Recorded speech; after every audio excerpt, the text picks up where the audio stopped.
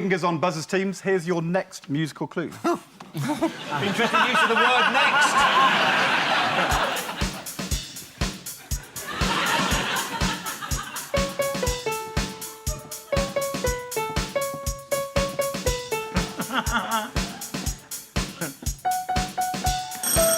Oh, it sounds like something. I'm joining in. I've not finished. Oh, I think you have. I think you have.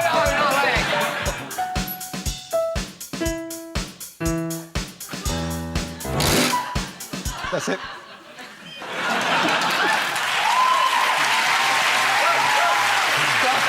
It sounded like something. So the song was Pretty Woman. Here's a picture. Well, it's Pretty Woman, isn't it? Jane Austen. Oh, yeah. That's going to be a bit big for the machines, isn't it? Hasn't there been an argument that she's been slightly... Might as well not be here. It's a buzz around. Yes, Henning? Oh, sorry. No, go on. Oh. Just making a point.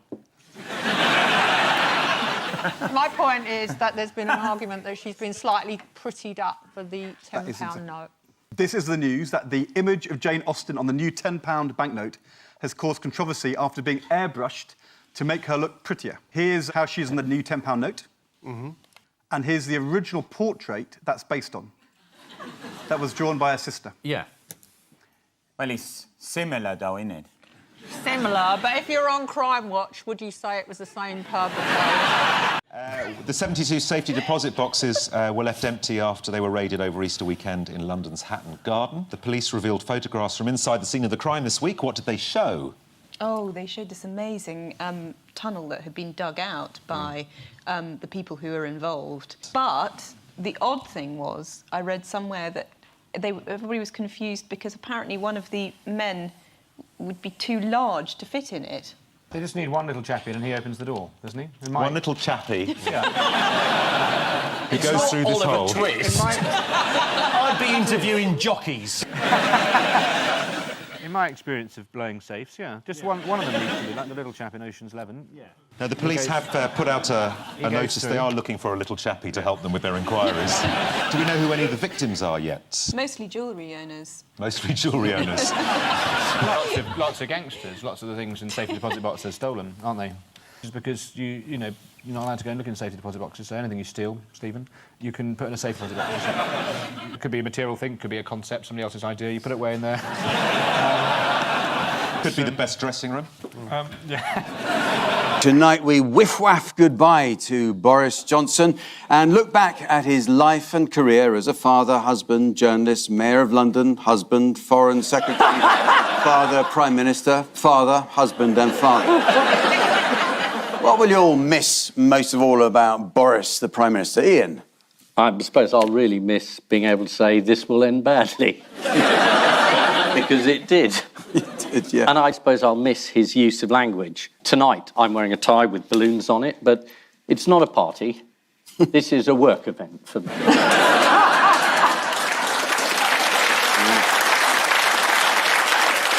Janet?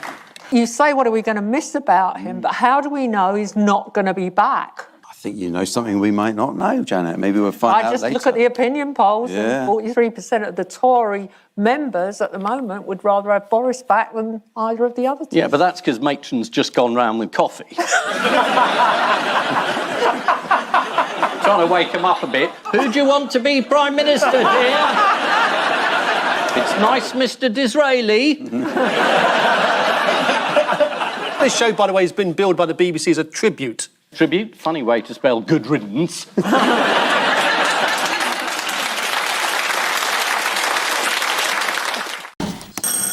This is the most powerful number, 7. Is that right? They did a survey. I must have read this somewhere. They have. They've done a survey, and 7 is the world's favourite number. Ah, favourite number. Yes. Alex Bellos asked 44,000 people to submit their favourite number, and 7 proved the most popular. He describes it as the loner, the outsider, the Nigel Farage of the number 1. Shall we go through the top 10 world's favourite numbers? Yes. Yeah. Absolutely. What's at number 1? Number 10, sorry. So, number 10, what do you think? Number 9's number 10. No. Number 8's number 10. No. Number 10's number 10. No. Number one. No. 2. No, all numbers are available. Oh, 128. No, at number 10, the 10th most popular number is in fact 11. At 9. It's 10. No. 40. No. 21. No. 100. At number 9 is the number 2. 2. The most popular number in 8th position is 6. At 7, the 7th most popular number is 9, and the 6th most popular number is 13. OK, here's the top 5. This is going to be on Channel 4 for a whole evening. There'll be some talking heads in a minute. What do you think of 6? Yeah, love it. I've always liked 5 because it's a working class number. That's what I like about 5. Well, I think that 3, for me, I mean, when I was first growing up, I thought 3 was a magnificent... Oh, sorry. I've started auditioning. Sorry. Where am I? But let's firstly complete the top 5. At number 5 is 5. Yeah, and number 4 is 4. Yes. And number 3 is 8. Oh. At number 2... 1. Is 3. 3. The magic number, and of course 7 is the top one at number 1. But Yeah. the study did ask people to describe the numbers between 1 and 10. 2 was thought to be cautious, wise, fragile and sympathetic. How do you think 3 was described? Nostalgic, sexy, unreliable. 3 is pretentious. Oh, God. 4, according to the people who responded to the survey, is laid back and a rogue. Yeah, this is absolute bollocks, isn't it? Nigel Farage.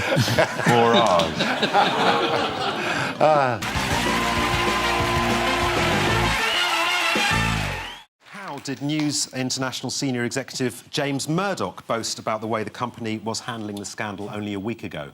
Well, he said that they've contained the scandal and it's now in a box. Yeah. Yes, he said, we were really able to put this problem in a box marked fuck up. He called him a mafia don. Yeah. Which isn't nice, is it? Well, they were very upset about it, and they sent me a letter of complaint. Really? Pinned to a horse's head. What happens to the rest of the horse? I mean, doesn't anyone ever get a horse's arse? I suppose it must be for more minor misdemeanours, you know. What, a horse's arse? I think it'd be worse than a horse's head. Wouldn't you waking up next to a horse's arse? It's like... I think there's something personal about that. You might say that a horse's arse was more flirtatious, though. Flirtatious? That's an odd word to pick. That's an interesting window into your life. What, according to The Observer, did Rupert Murdoch do when Gordon Brown became PM and initiated an investigation into the phone hacking? He phoned up number 10. After the Guizy. Yeah. Their source was an ex-minister who wants to remain anonymous. Do you think, though, that Murdoch could just ring up number 10 during your time there? I know nothing. You know nothing. Is that why you were in the cabinet?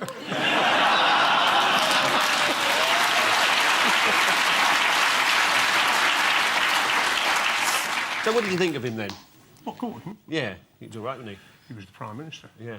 And you can't have a more ringing endorsement than that. The News of the World may be dead, but its wretched ghost continues to haunt. The News of the World paid a private investigator to carry out surveillance on the hacking victim's lawyer, Mark Lewis, which involved following the ex-wife of Mr. Lewis and his teenage daughter as they visited a branch of Tesco. Well, if you're looking to intimidate someone, every little helps. Go to round 2, the picture spin quiz, fingers on buzzers teams.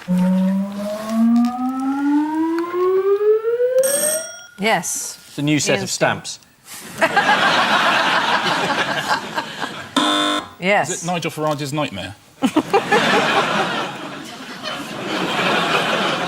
This is the news that new computer software recognised 21 distinct facial expressions, when before it was thought we only had 6. Ohio State University have discovered that as well as common facial expressions, such as happy, sad, etc. I love etc. I can always do etc. There are compound emotions such as fearfully angry, which looks like this. So you just come back from the hairdressers? Right, what do you think this one is? Is that, oh my God, where are my teeth? You saw... No, this woman is sadly surprised. Oh. Right, now, Ian, Yes. I'd like you to I see that demonstrate expression a lot. some of them for me. Here are 3 expressions. This one's No, embarrassedly wait. apprehensive. Here are 3 expressions you often use. So please show me disgusted.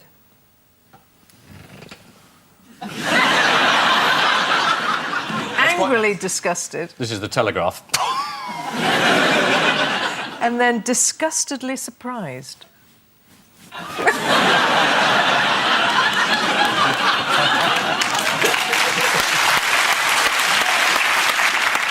And Paul. Yeah, oh yes, yeah, go on in. Yeah, I'd like you to go from happy to happily surprised.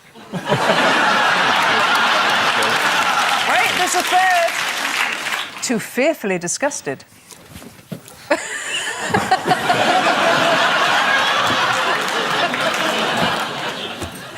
Now, according to the Mail... Who won on points? I don't know. Oh, no. You did a whole I've got black and my white glasses film on, at the you're end. Silent. According to the Mail, we reserve sadly angry for when someone we care about upsets us. Sadiq, would you show us your face whenever Ed Miliband opens his mouth? Oh, I'm sorry. It's gone too far now. Fingers on buzzers, teams. Oh. Is this Richard III? Yeah. They dug him up and now they're burying him again. Yeah. They found him under a car park, didn't they? Under the letter R. It's an incredible story. Philippa Langley had an odd feeling that Richard III might be buried in a car park in Leicester. A year later, she went back to the site and the feeling returned, although this time someone had hand-painted the letter R over the parking bay. Amazing. For years and years, she was going, sure he's down there. There's an R. Why else would it be there? And they were like, restricted parking. She's like, no, it's too easy. People have had so much fun looking for him. Why don't they hide him again? Yeah. And in 100 years' time, they'll be, hang on, I was in Lidl, I saw this R on the floor. It doesn't seem to be a recent story. They found his remains and they're going to bury him somewhere. Oh, the story is Yes. that they think that it shouldn't be done with pomp and ceremony. Should he have a state funeral? No. It's either him or Blair. Chuck them in together. Why wait till he dies? He's going to get 3 days lying in state, first of all. Jimmy Savile actually had 3 days lying in state. Just saying. I think they're wise to have let a little bit of time pass this time. Do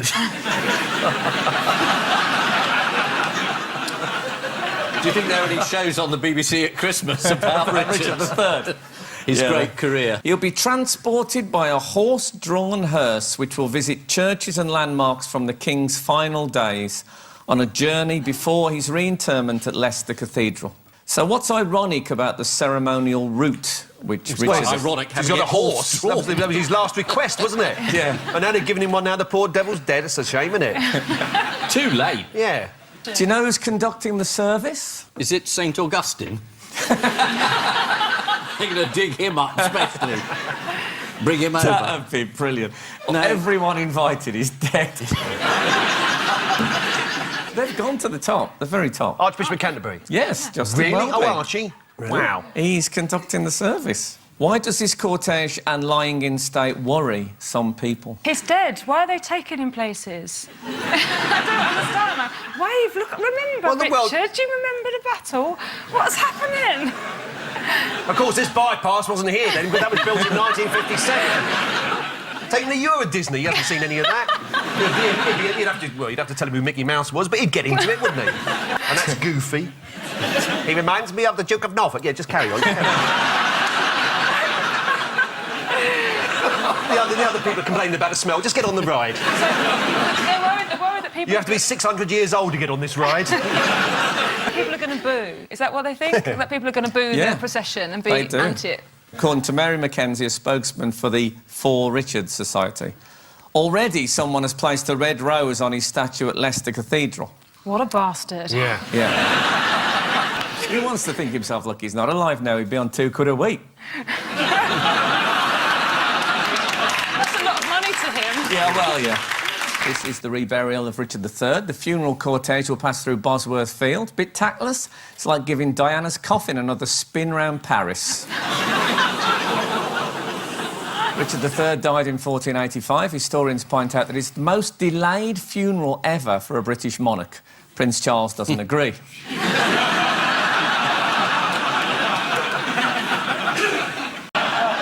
Fingers on buzzers, teams. Here's the next one.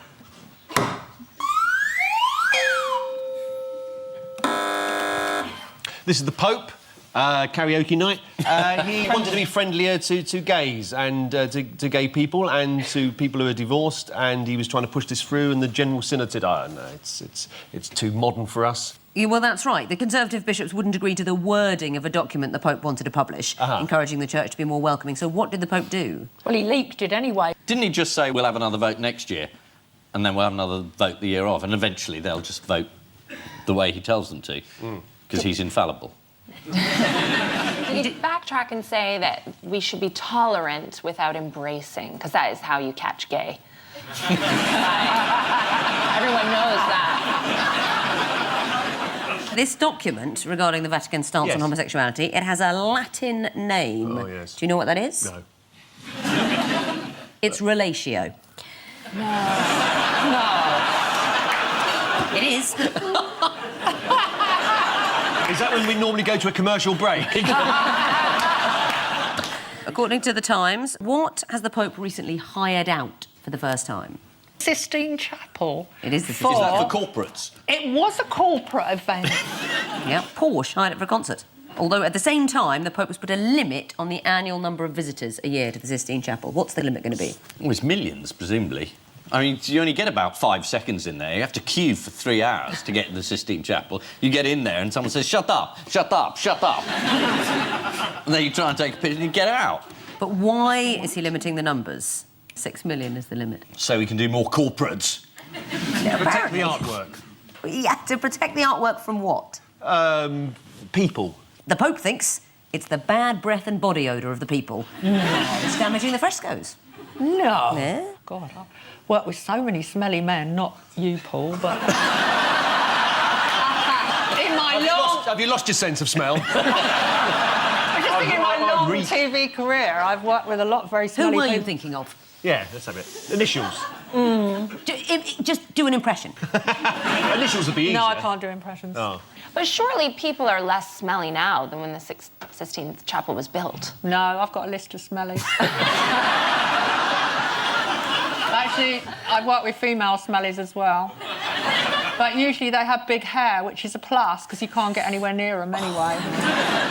Yep, in other politics, what, according... Is there any other politics? What, according to Miriam Gonzalez Durantes, have women been doing for years? Faking it. But she's talking about faking it with all your clothes on, your knickers pulled up, and you're in the office asking for a pay rise. She's saying we've got to appear to be confident. It's so easy for her to say that. That's drivel, isn't it? Say what you think, Janet. It's just no... Do you know what? There's nothing I hate more than a woman who earns $170,000 a year telling other women how to live their lives. Like, it's so easy. You're working in a shop, you want a pay rise, you're going to go in and say, all right, I'm confident because Miriam told me to be confident. Go down really well. Don't you think it's slightly embarrassing when the wife of the Deputy Prime Minister says, well, we've all been faking it, haven't we? What's Clegg sitting there thinking? This is what she said, Mrs. Clegg. Women have been faking lots of things during history, no? So if you're going to fake something, fake self-confidence. Is that good advice, Catherine, do you think? She's gotten somewhere, so I feel like I'll listen a bit. My little sister, for example, jobless for years, gives loads of advice. I believe in having self-confidence, but it should be genuine, should it not? Yeah, but I don't think it's going to get you a pay rise in the current climate, being really brutal. And I hate people giving out advice, because you're kind of put on the spot all the time, aren't you? People are like, what's your advice be? Well, my advice would be, don't listen to advice from famous people. Including you. Thank you, Ian. Sorry. Including you too. No, it was a logical trap. Yeah, all right, it was a logical... Can I just say how pleased I am with Ian to be appearing on Loose Women? It's always been an ambition of mine to be on the show, and here I am. It's great. That's fine. Richard, here's another for you. Oh, yes, of course, is the flag of the European Union. We know that. Yes, Nigel Farage, and he's on his way to a public ceremony. Gays are allowed to get married since Sunday. It's fantastic. Really good news, brilliant. And this couple here are amongst the first to actually, say the rights. They're now a husband and husband. Fantastic news. Oh, it's lovely. It's a lovely story. A lot of people think it won't last, but I'm all for it. I think so. They've had a couple of arguments, a couple of them in public, but, they'll get together as a couple and they'll be absolutely fine. I think it's the story about Nick Clegg and Nigel Farage having a TV debate. And who do you think won? I don't think either of them are truly winners, are they? I think you've got best loser. According to Donald McIntyre in The Independent, journalists had been briefed that Nick Clegg was going to do something unusual during the debate. What was it? He was going to show some passion. Get emotional. On a space hopper. And did he get emotional? He got a bit emotional. He used his hands a lot, didn't he? Sort of, just to show emotion and stuff. He and he took his shirt off as well, I think, didn't he? Yeah. As far as I understand it, yeah. They wrestled like men. I quite enjoyed the debate, and I think because of the way I watched it, because I didn't watch the pictures, I just had the audio. Then I turned the volume right down, and genuinely I enjoyed it. Well, it's slightly odd. You're the Deputy Prime Minister, and you're taking on live television a man who hasn't got one MP. And he wins. This is supposed to be equal status. Apparently, Clegg told Farage, "You're making things up to make a point," to which Farage replied, "You've done pretty well out of it." And he said he didn't say it, and then the policeman came out and said he won't answer the question.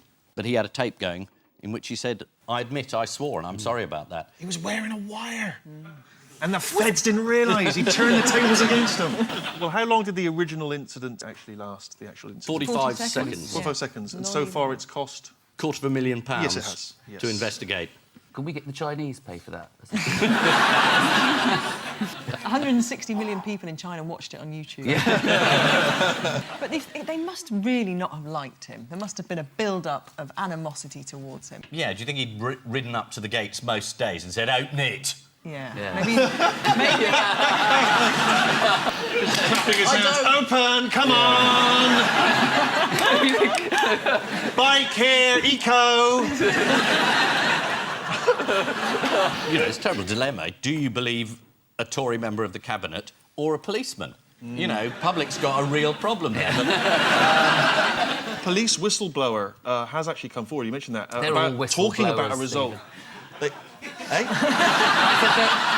They're all whistleblowers. They all blow whistles. I don't think they do anymore. Do this. Okay. Logically, it doesn't work. Mobile phone. When this show began, you could have done that joke.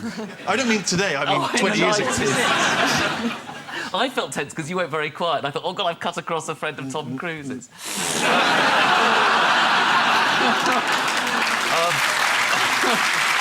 But a whistleblower has come forward with the result of a plot to get Mitchell. And he says that Mitchell had a row at the gates the previous evening as well, after which one of the officers had said, "Right, we can stitch him up."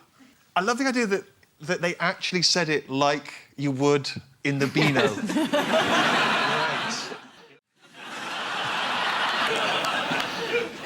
Paul and John, here's another for you. Oh, cricket, obviously, black and white. The Pope. Yes, what's that? The Holy Beach Ball of Lords. What's that?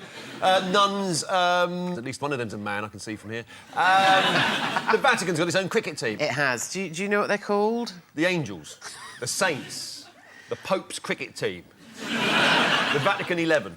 They're called the St Peter's Cricket Club. And if you ask for an LBW decision, they'll deny you 3 times, apparently. Yes, get those references in. Yes, sorry, Giles. What does the Pope think of it? Have 6-day matches, but never 7. The Pope is really into football.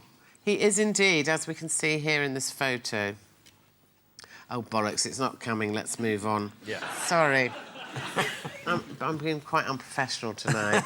It's hormones, everyone. It's not really. I haven't got any hormones in my body anymore, thank God. My husband's pleased. I haven't assaulted him for months. Do you know what Father Theodore Mascarenhas, the Vatican Cricket Club president, had to say? By the way, to give you a clue, he's an Indian spin bowler and he moves the ball in a mysterious way. Sorry. Well, he said, we hope that one day we will be able to translate silly mid-off into Latin. Want to have a crack at that, Giles? My Latin is terrible. For years I thought in loco parentis meant my dad's an engine driver. Julius Caesar used to tell that one. Here we go. There's just time for the caption competition. Say yes, you bitch.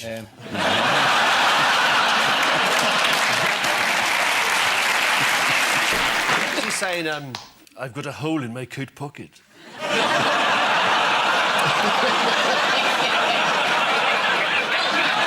And I leave you with news that at a conference in Tangiers, David Cameron suddenly remembers that the president of Morocco also went to Eton.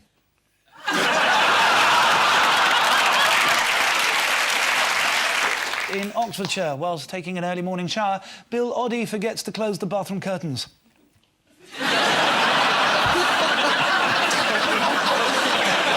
At a Labour Party coffee morning, Ed Miliband suddenly wonders if the good luck gift from his brother really is a fudge cake.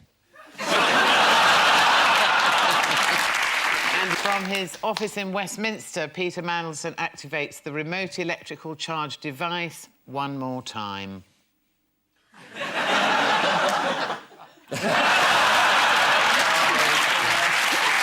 And let's take a listen to the next history noise. Next history noise. Paul That was and Mark. A zip? It was a zip, yeah. Why is zip particularly historical this week? Must be the 100th anniversary of the zip. 100th anniversary of the zip. Yes, it's been 100 years to the day since a man first went, ah, no, that's just making it worse.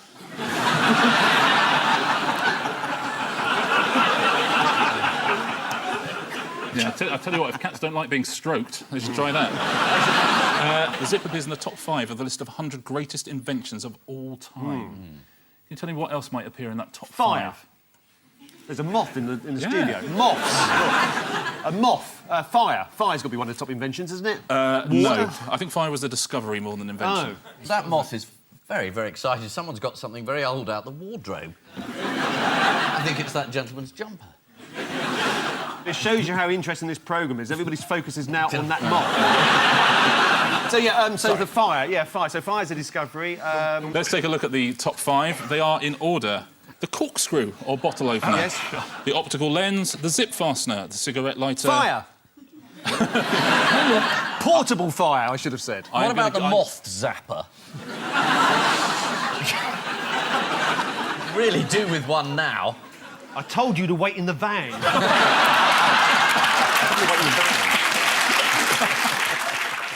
All right, okay. Tittlecott Bridge in West Yorkshire. Yes, that's nice. Marathon bars, the English Channel, and the Co-op's ambient sausage roll. Ambient sausage roll. Well, the English Channel was recently in the news this week because I think it's the French or somebody wants to rename it the English Pond. So is that things about being renamed? Like Marathon has famously become Snickers, isn't it, over the years? Gradually, it started off being Sourthon and it became Snatterthon. So it's about name changes, isn't it? All these have been considered for name changes, but the only one that's changed its name is Marathon. It's as simple as that. No. The channel hasn't been renamed. No, right, yes, the channel English hasn't Channel. been renamed. They've all been renamed, apart from the English Channel, which the EU planners want to rename the Anglo-French Pond as part of an effort towards breaking down national barriers by creating new regions of Europe. Well, that should improve relations between us and France forever. In 1990, marathons were renamed Snickers to bring them into line with the global brand. It was originally named after a horse belonging to the owners. Ironically, the horse had been gelded, so no longer contained nuts. So. Tittlecott Bridge, no one followed the story of Tittlecott Bridge? It recently saw its name restored to the more traditional Ticklecock Bridge. Yes. After angry local residents launched a campaign. Local newspaper The Pontefract and Castleford Express said the council had been embarrassed because Ticklecock is a sexual innuendo. No, it's not an innuendo. No. It's a statement of fact. And which group was particularly outraged? Pedants. No, the Castleford area voice for the elderly. Their slogan is aye. On to the ambient sausage roll. Ambient sausage roll, yeah. Managers at the Co-op have agreed to remove the description ambient from its sausage roll labels after admitting they don't know what it meant.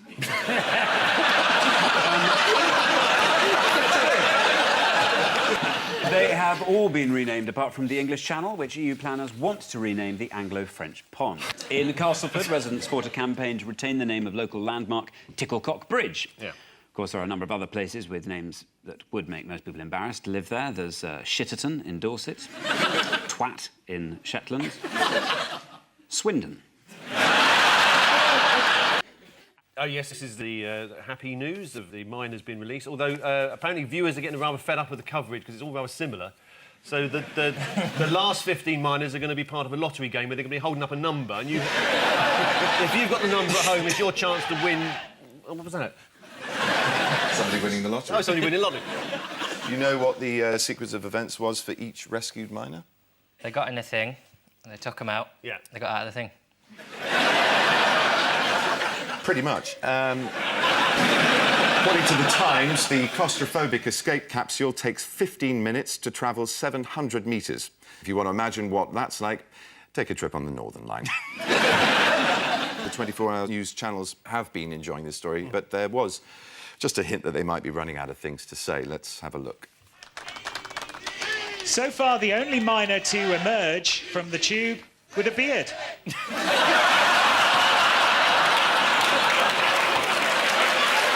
For the Missing Words round, which features Lower Extremity Review. One of the leading bottom shelf magazines. And we start with Roomy Socks What? Invite lodgers. Oh, is this Wayne Roomy? Yeah, it's a piece of graffiti, Roomy Socks. That's what's happened to spelling in this country. Now, the answer is roomy socks can be worn by anyone. I used to what? Not now. Vote Labour. Says Blair. I used to love politics, but not now. Yeah, this is just... Oh, Anne Widdecombe. Yeah. No. Sorry, I've got different. this thing where I just suddenly say her name. This is one of the least embarrassing times it's happened, to be honest. I get quite excited tonight. No, this is according to Labour supporter Robert Harris. Robert Harris's novel The Ghost has just been made into a film directed by Roman Polanski. Yeah. Comes out with a 15 rating, but Polanski swears it was an 18. Biscuit police, what? Crumble under pressure. Caught hobnobbing. Arrest disproportionate number of Bourbons.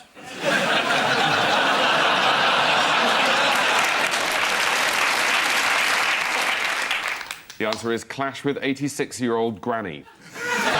Next, what three musical dwarfs? Pavarotti's autopsy revealed. On the third day of Christmas. True love gave to me. Three musical dwarfs. One was 4'2", one was 3.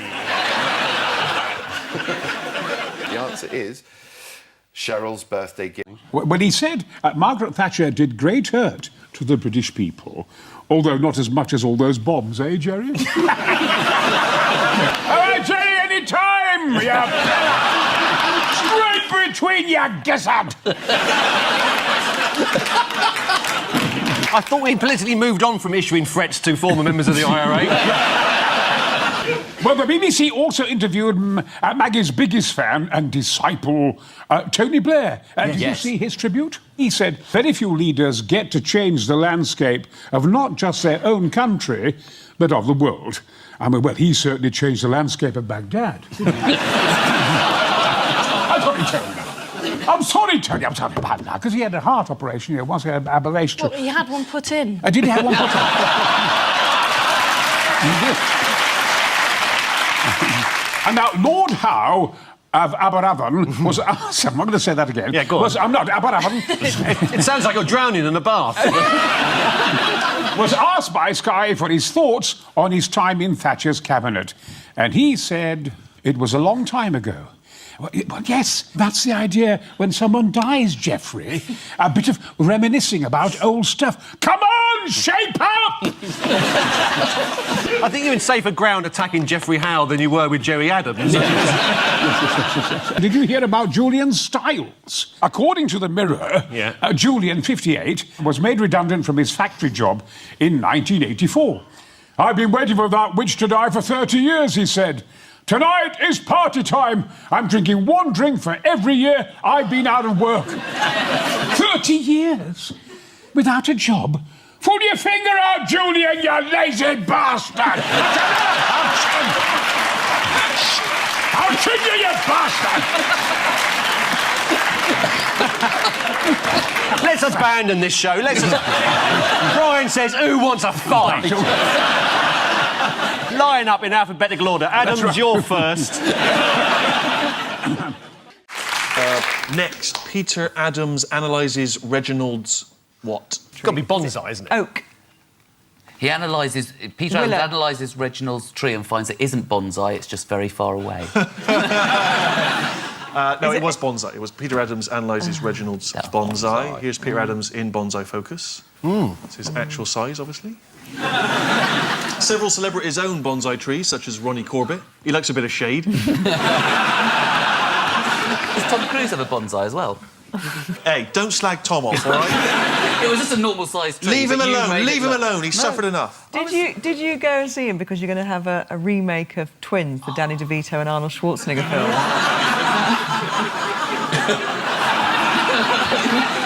You should remake all of Arnie's films, actually. You have been well and truly rumbled. The Terminator. Yeah. I'll be back. I'm telling you that. I will be back. I'll bloody be back. I'll tell you that. I'll be back. Big Commando facing all those people. Oh, watch it, lads. Someone's going to get hurt. Is there any other impressions you do other than me? I do Tony Blair, but then I sound like him anyway.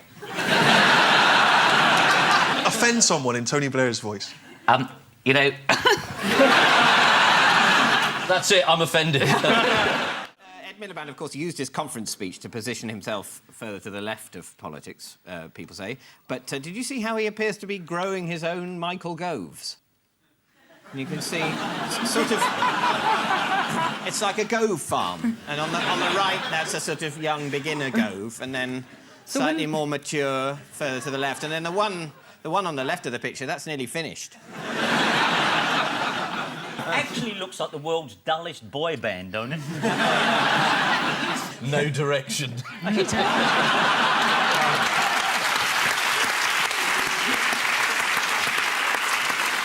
finally, would anyone like to see the chat-up technique of Danny Fancy a Brandy Alexander? Oh yeah. Oh, it's just this conference has been so busy, so I've had so many things to do.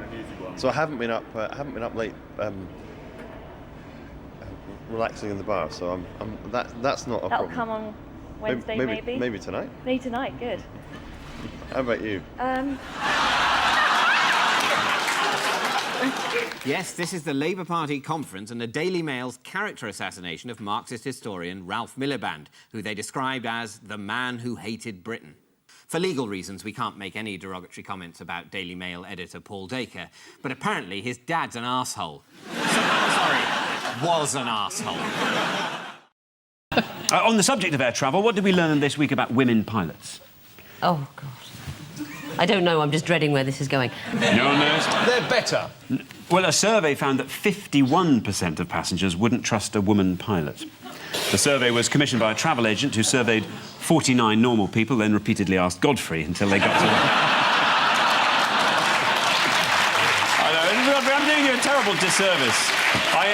I feel sure you are far more enlightened than that. I know you've said that women aren't very good drivers, but they're much better than men at finding the mustard in the pantry.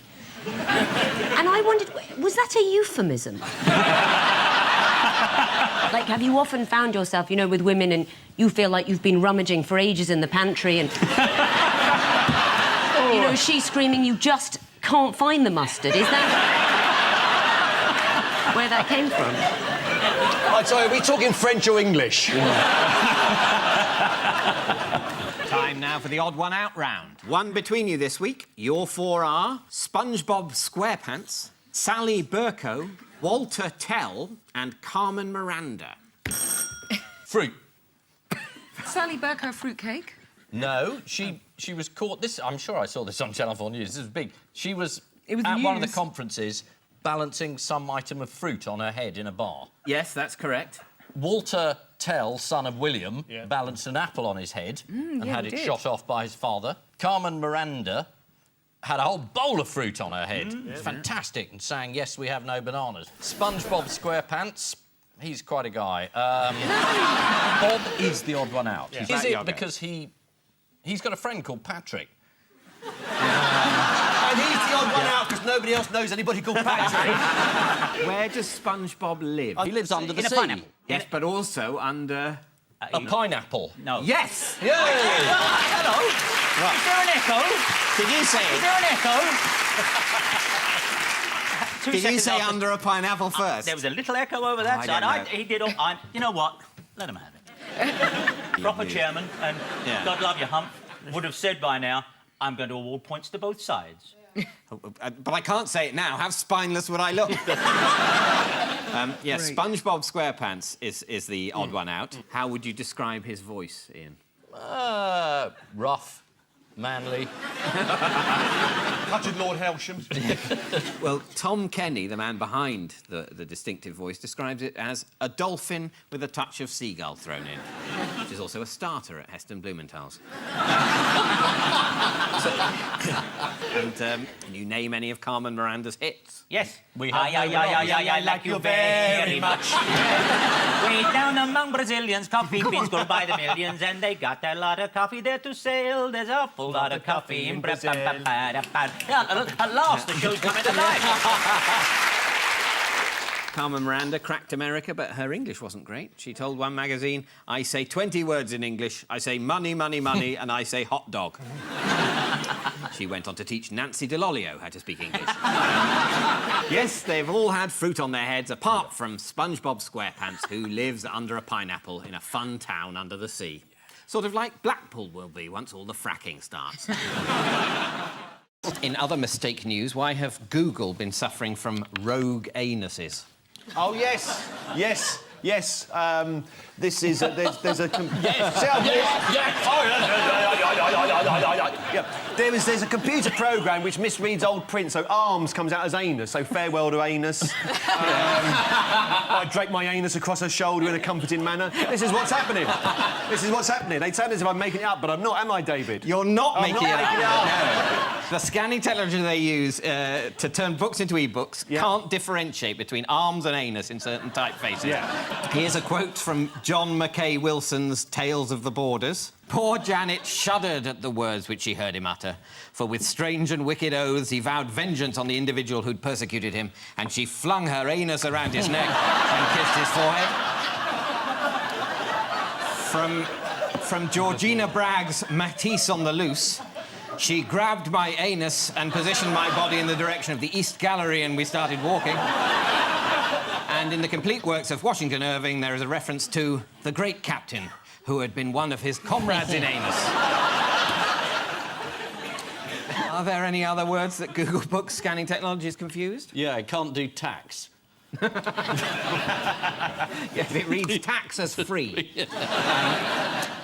No, it's burn and bum get muddled up as well, as in a patent for a carrier for an integrated circuit that talks of bum-in electrical contacts. God, Scotland, what happens? It's bums night. Where they all join anuses and sing old lang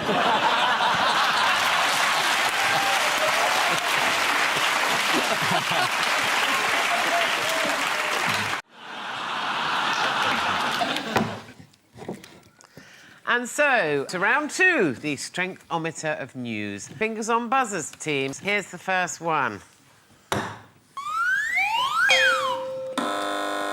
That's a cake, isn't it? It's the Great British Bake Off winner, that is. So there was talk about there being some misogyny. Some people on the internet were very harsh about some of the contestants, I believe.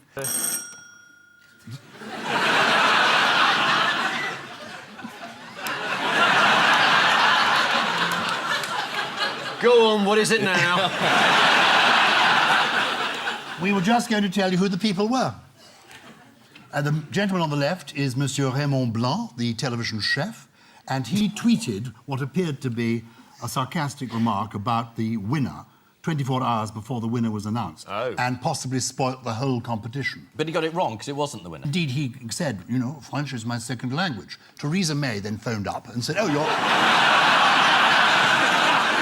you're some froggy waller, are you? Well, get out! Get out! This is what he tweeted. The Great British Bake Off, not much skills, female tears, and a winner so thin who makes me doubt her love for great cooking, baking. Who did that text refer Ruby. to? It referred to Ruby. That's Ruby. Ah, yes. But you can't really tell how thin she is there, because she could have, like, a really massive body under there. Must have more photos of myself taken from that height. And this is the winner. Francis. Right. And a lot of Bake Off fans were furious. Yeah. What did former finalist Mary-Anne Boermans compare the situation to? Do you know? No. The end of the Crimean War. She said it was like someone saying Snape killed Dumbledore before you've read the book. Good grief. Have you all read Harry Potter? Yeah. Oh, no! My children and grandchildren are watching this. You've just ruined 7 people's childhood. Well, good. Let's see what Frances said about her personality. My key ingredients are a dollop of randomness, a teaspoon of wonder, a pinch of eccentricity, a drop of serendipity, a handful of curiosity, a fluid ounce of fun, and a cup of cold sick. So, this is the grand final of Bake Off, which I watched this week. It was contested by 3 female cooks, which is odd because I happen to know for a fact that the best bakers are all male, and they're all called Greg. One of the finalists, Ruby Tando, received a lot of coverage for her looks. She complained, saying, if I see one more person use the pun doe-eyed, I will personally go to their house and force-feed them an entire Charlotte Royale. Ruby, you're doe-eyed. Yeah.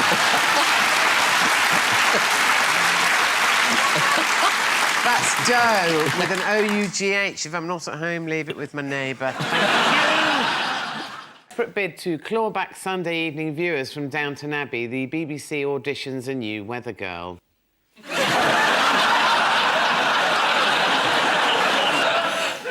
After the sad death of the world's smallest man, someone inquires whether his clothes will be on eBay. And outside a surgery in London, a Strictly Come Dancing researcher awaits treatment after catching a glimpse of a naked Anne Widdecombe.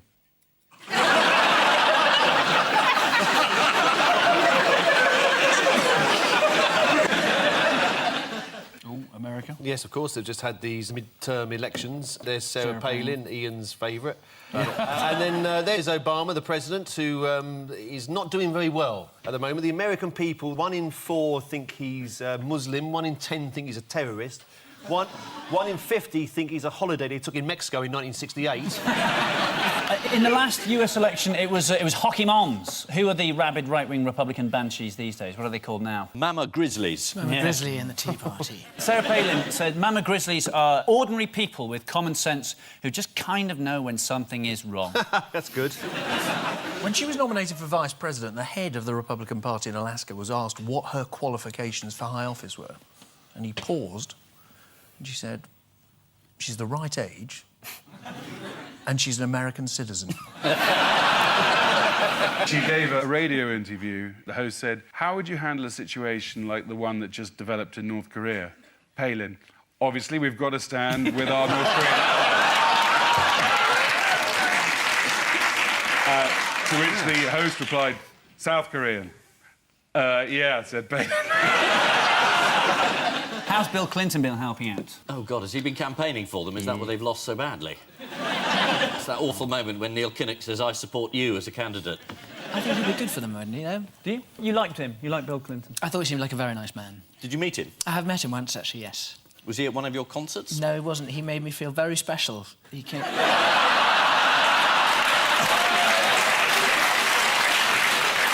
Did you keep the dry cleaning receipt? On the eve of the election, Bill Clinton made his own contribution to the campaign. According to The Times, Mr. Clinton went through 9 different states, including arousal, ecstasy, exhaustion and guilt. Heinz tomato ketchup moves too fast, it is not allowed to leave the factory. It cannot travel at more than 0.028 miles an hour. That's obviously an average speed, though, because, as we all know, it travels at 0.000 miles an hour on the first 10 shakes and then 1,000 billion miles an hour into your crop. Oh, this is such a lovely story. This is about the pensioner who shaved 10 miles off the marathon by taking a sneaky shortcut and ending up in the Guinness Book of Records. Unfortunately, he got it quite wrong and he actually finished before he actually started. He finished in 3 hours and 5 minutes, setting the fastest time ever recorded by anyone over 65. Over a distance of 12 miles. Why were suspicions first aroused that something fishy had gone on? Because he beat the team from Kenya.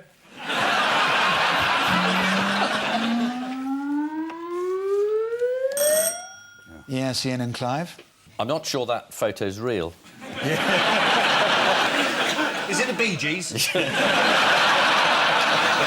are people who've been released this week. These are happy stories. She's Aung San Suu Kyi, who's the Burmese opposition leader, who's been in prison for 15 years, and she's just been let out of house arrest. House arrest, yeah. After a non-violent protest, which seems to have worked.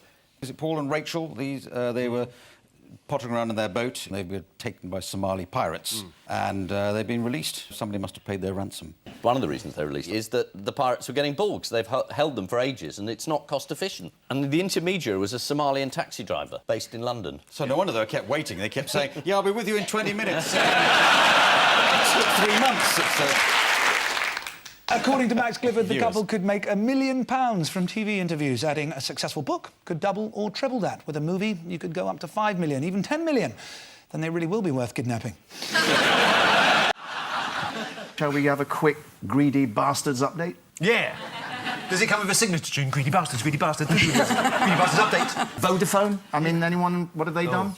Oh, is this a tax avoiders round? Well, of course it's bound to be, isn't it? Vodafone, they haven't paid any tax? Goldman Sachs. Boo! Disgraceful. Someone challenged them, the revenue, because the revenue did a deal where basically Goldman Sachs didn't have to pay interest on what they owed to the taxman, let alone what they actually owe.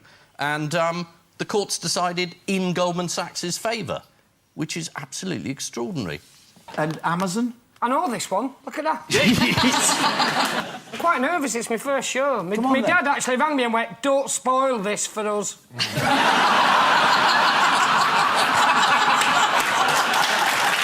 What a start up the 10. Well, I've just been sat here going, just don't. There's a discussion going on around me, and in my head, 2 kittens are fighting over a pork chop. Yeah, they've avoided it by... It goes through Luxembourg, is it? The head office. So everything's processed here, packaged and sent off. But because the sales are processed in Europe, they avoid paying the UK tax. But the man from Google's got to go back to Parliament to explain why he didn't appear to be telling the truth. I'm not saying he wasn't. Just Google truth, see if anything comes up. Sorry for Kate, I don't know. I just saw her this week and I think that she's just looking thinner than I've ever seen her. That's what journalists always say. Oh, she's so thin, isn't she? No, I absolutely don't mean it like that. Are we seeing the birth of a new mime artist here? Don't be horrible to me again. You were horrible about me in private eye, and I rang you up. Yeah, it's okay. And I rang you up, and you just went, "Yeah, no, I'm sorry." Yes, this was the fairy tale royal wedding. The wedding was covered by the world's media, including the German newspaper Bild, which lamented, "Why don't we have royals like the Windsors?" David Beckham wore his OBE, but breached etiquette by wearing it on the wrong side. Although, to be fair, it was on the correct side when he checked in the mirror. Why shouldn't the government be too worried about UKIP in a general election? Because if they get the same percentage of the vote, which is 23% of the vote, they won't get any seats at all. So a quarter of the country can vote for you, and you get nothing. Which shows the system's working. But the good news is that you're still in. Is that the BNP would get in if you went for a proportional representation system. Right. So you're saying better to keep it as it is? I'm just saying that the British public, I'm putting on my Conservative Party voice now, the British public know what parties to support that will be reasonable and moderate. And that's all I want to say at this time. The thing that amazes me about MPs is they don't seem to have any idea how embarrassing they are in public. They have no idea. It's now time for the odd one out round. Just one between you this week. Ming the mollusk, Glenn Greenwald's phone, Bert Kwok, and the E. coli 0157. Well, I think it's called Ming the mollusk because it's 500 years old and dates back to the Ming dynasty. And scientists found it, didn't know how old it was, killed it. And then discovered it was the oldest animal that they think has ever lived. Oh, really? Yeah. So you can get ill from eating those. Yeah. E. coli can make you ill. Absolutely. Bert Kwok, is it the actor or is it the part he's playing there in the Pink Panther films as Kato? It's the actor. It's the part. It's He's the playing part. Kato. Give us a clue. Yeah. Containing the answer. Oh, cold. Cold.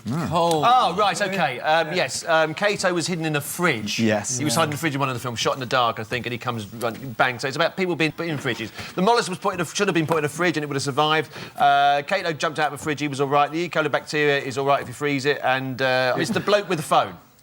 His phone was the hidden fridge in a thing was right. Everything else was wrong, but I'm still going to give you a point because I feel like we should move on. No, but the other one out was Glenn Greenwald's phone. No, it wasn't. Stop taking over. You can do that on your radio show, which is on at 3:30. Have you got a radio show? Yeah, Mondays, 2 p.m. I'm going to write that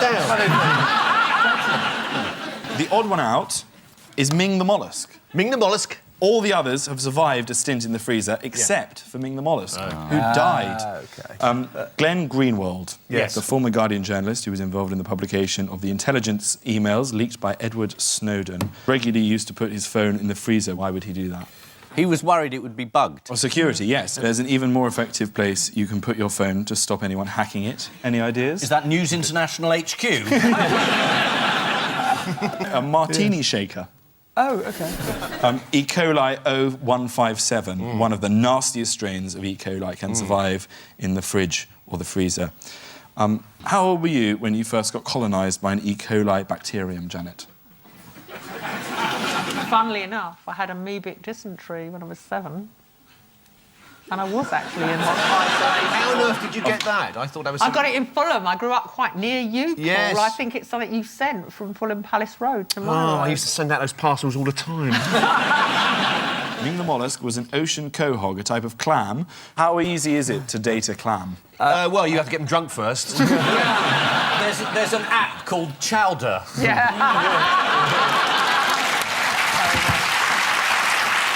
You need to watch out for chlamydia, though. It's quite... No, I've never dated a clam before. No. Pulled a few muscles. But if nothing else, this story brought out a certain solidarity amongst headline writers. What do you think the Independent, the Mirror and the Mail all went with for their headline? Clam dead after 500 years. No, that wouldn't be very good, would it? Shuts. Clam shut. Clam shell, clam shut, clam... Tears, cry. Yes. Clam claps mime artist.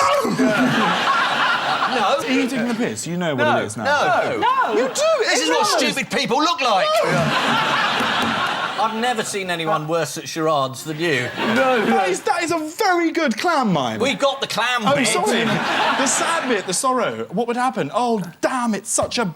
A shame. Crocodile. What a shame! Calamity! A calamity, Ian! No, that's terrible. No, Ian, what is it terrible? It's a calamity! I'm not mad, am I? You all got that. What were the tears for? How would that lead us to calamity as a pun? That was useless. Right, you're all going. You can be the panellist now. Come on. They're not New Labour anymore. No. I hadn't noticed that. They're going to rebrand. Yeah, Labour. Labour Classic. They couldn't call themselves New Labour when Blair left. It's like when Mike Nolan left Bucks Fizz. They couldn't call themselves Bucks Fizz anymore. Labour could go with Bucks Fizz. Champagne socialists, but slightly diluted with orange juice. And the Lib Dems? What are they? I think they're going to sit this election out. I think. It's probably... They've got a note from their mother. I think they'll play the sympathy vote to a certain extent. Just have Nick Clegg topless holding a puppy, just looking into the camera like that. According to the Sunday Times, what has David Cameron decided to do? Resign. No. Go on holiday. No, this is about the TV debates. He's going to debate with Nigel Farage. He's going for the toughest one first. That's right. Cameron is going to take on Farage. According to the Sunday Times, Cameron wants the TV debates to be in a 2-3-5 formation. So that's Cameron Miliband, Clegg Miliband Cameron, and Farage Cameron Clegg Miliband with Yaya Toure behind the strikers. Thank you for laughing. I don't know what that meant. I'm not in touch with Vivienne Westwood. Right. Though I did get married in Vivienne Westwood, so... Did you? You know, yeah. Not inside her? Karen Brady, off of The Apprentice, was at the Tory party conference. What was she wearing? I mean, what was she there for? Oh, yes. Well, I can tell you what she was wearing. Okay, you can say it was what one you... of those body what's-it illusion dresses that makes you look half the size you are. Yes, a Is that bodycon That's dress. the one. Oh. Yeah. Yes. Heard of that. Well, Sounds good. Really good, yeah. Try one next time. I will, yeah. Not that I'm saying you need to. No, not saying I want to. But I will. We can have a look at Karen Brady's bodycon dress. If you believed the bodycon there, you'd just call an ambulance, wouldn't you? Yes. Brady was there to introduce George Osborne. Do you know how she did that? George Osborne. Bill Clinton did Tony Blair once. Really? I mean, introduced him. Get your wife to do it now. That's the other thing at the conference. Say, I think you're the hero. after Justine's performance in the Ed Miliband show, no wife is going to do it again, are they? Did anyone She see was that? told to kiss him. Oh, yeah, and she has to do it. Well, not even prostitutes have to kiss.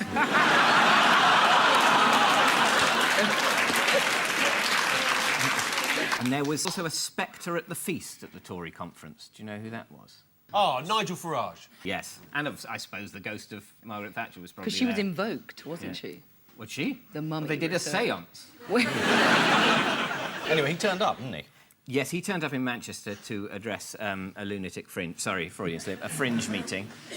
Here he is arriving. Do you expect a warm welcome at the Tory conference? No. That's the spirit. If there's no money, which they said there isn't, does that mean you now have nothing to talk about? If there's no money, it means we're in a mess, and as you know, the frequency of my appearances goes up. Oh, right. With the more that... And the money things you are, make from that goes back into the economy. That would be the solution to all our problems. Right. Is it very, very bad? Do you remember how bad it was in the autumn of 2008? Yes. It could be at least as bad as that again. It could. You know the end of Reservoir Dogs when Yep. they're all red, lying in pools of blood, having killed each other. If that was a sort of standard on the sort of pestometer, where are we at the moment? The good news is... The good news is things are a lot worse elsewhere. That's good news, is it? That's the good news. Tell you what, you wouldn't believe it looking at your reports. This is the last thing British banks needed. You're absolutely right, George. I mean, they need us like a hole in the head. Our banks have become chronically short of cash. Normal commercial sources have more or less dried up. But here's what particularly worries me. Frankly, we might as well turn the lights off and get under the duvet and stay there. Ian and Max, Yes. here's another for you. Oh, good. It's a train? Mm-hmm. Oh, that's a proper train. That's the two heads. That's better than one. But not in this case. It's about investment and infrastructure, yes. Well, you know, they're building this enormous boondoggle up north, Ian, and they're... Is that a technical term? Yes, boondoggle. It's economics is called big frickin' waste of money. And, you know, if you really want to connect the country and get the economy going, give everyone free access to broadband. Yeah, I think I'd prefer to take the train. You can't get to Birmingham fast enough. You can in your virtual self. Impossible. Yeah, so this is the wise investment / catastrophic waste of billions of taxpayers' money. Because the Labour Party have decided now, it was their idea originally to do it, but now that the Tories want to do it, they don't want to do it anymore. And did you hear the actual words of the dire warning from the government about the consequences if Labour do not? And no, I'd like to hear you say it. The precise words were years and years of gridlock, weekend cancellations, hellish journeys and replacement bus services. It's just hard to imagine what that would be like, isn't it? Do you know this week's figure of how much it's going to cost? I think it's 130 zillion. The government's current budget is 50 billion, although one independent study says it's going to cost 80 billion. But you've got Mark Carney now as the Bank of England. He can just print it. Just print 80 billion. Just print it. That's fine. That's what he does. That's what he's there for. Print more money. Doesn't matter if it's 100 billion, 200 billion. Just print. No downside to that? Well, unless you include inflation. As long as you don't mind paying extra for energy and food, it's okay. Just keep printing money. OK, let's have the train. Bail out the bankers. Bail out. Just print money, it's fine. You put the money in the train and take it to Birmingham. Listen, Max, 1 hour, 20 minutes to Birmingham. It's too long. More like an hour. Too long. I got stuff to do in Birmingham. Very busy. Very busy man. I got concrete to pour. Yeah. Doesn't pour itself, you know. It doesn't. Doesn't pour itself. I don't care how many billions it costs. That shaves 20 minutes off of me getting to Birmingham and pouring concrete. It's time now for the Missing Words round, which this week features as its guest publication, Ratitude. The magazine of the North of England Rat Society. For northerners who don't find pigeons dirty enough. And we start with, Putin is what, says author? Great bloke and I want to live. Yeah. Is it gay? The answer is latently gay, says author. A new biography of Vladimir Putin speculates that he might be latently gay. The biographer is not the first to make this claim. The idea that President Putin is latently has been put forward by a number of recently deceased psychologists.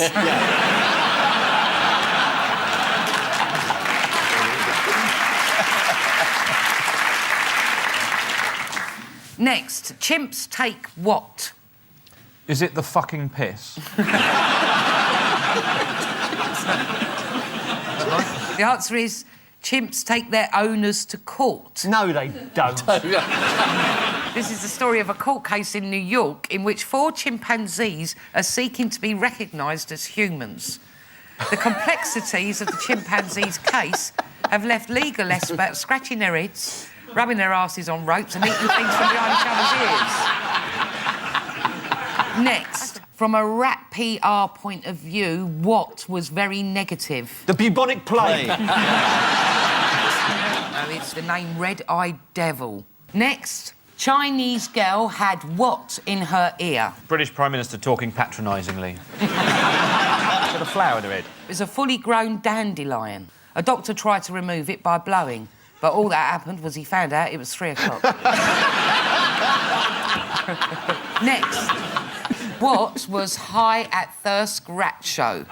Sexual tension. The body count. It was an absolute bloodbath. Yeah. The safety officer. Looks all right to me. Just duck the rats on it. Good stuff. The overall standard of ears was... Next, clown epidemic what? Relatively easy to spot.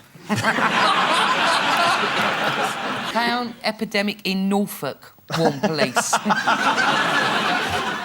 Police in Norfolk have warned of an epidemic of people dressed as clowns.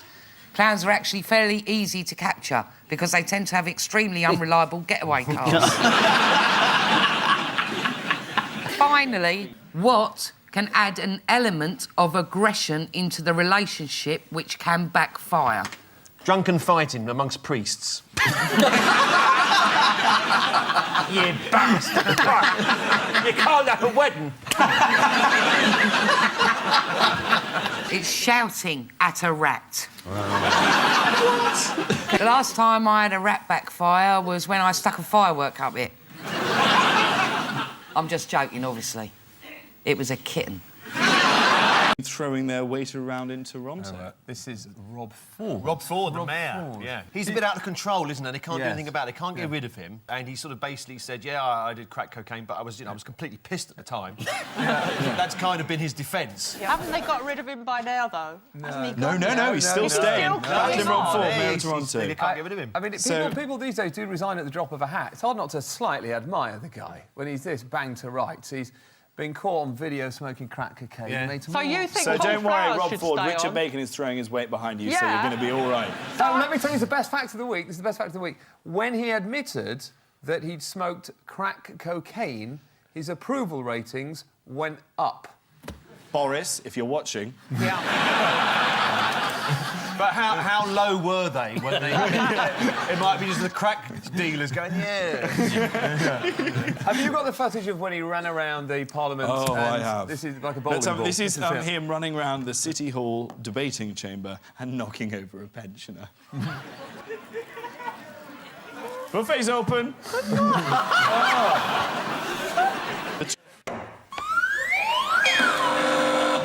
Oh! Right, Paul and Marcus. It's a woman being inflated on the beach. Yeah, that's the girl who was accused of being a Russian spy because she went out with a politician. They found that she wasn't a Russian spy, she was just a Russian. Yep, you're quite right. They thought she was a spy. She used to go into the House of Commons canteen and say, these sausages are rather cold for this time of year. There's a sort of, the seagull flies high above Krakow. It sounded like secret messages. I think they actually thought she was a spy because she made a beeline for a member of the Liberal Democratic Party. So not very well informed, then? No. They thought, what other reason could there possibly be? It's phoning the Kremlin going, they are going to make corduroy compulsory. Indeed, this is Katia Zytuleviter, who had... I know, you bet you've practised that, haven't you?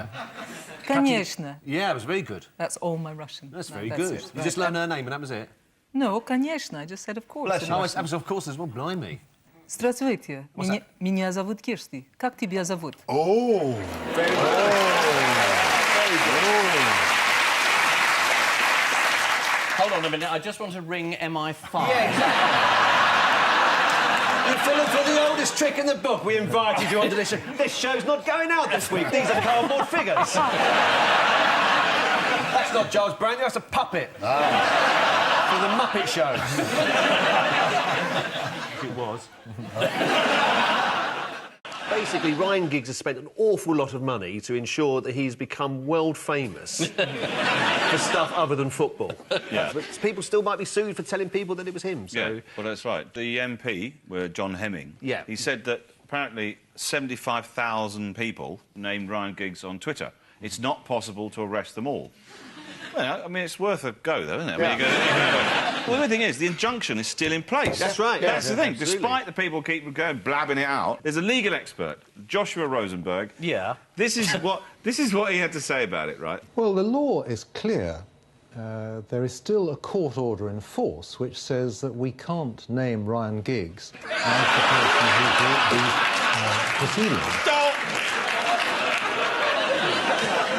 I'm pleased we can say his name, though, because I was getting so fed up. Every newspaper, every day, it was like, Imogen Thomas has been having sexual liaisons with a man who cannot be named. It's like, what, Voldemort? Yeah. I sort of see why he did it as well, Ryan Giggs.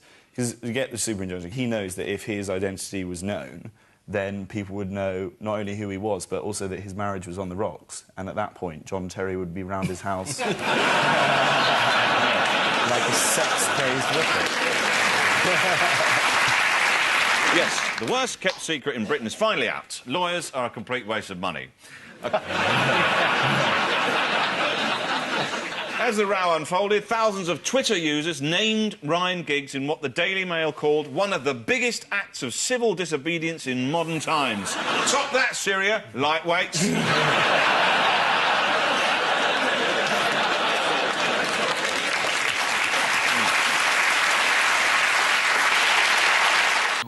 America? Yes, of course. They've just had these mid-term elections. There's Sarah Palin, Ian's favourite.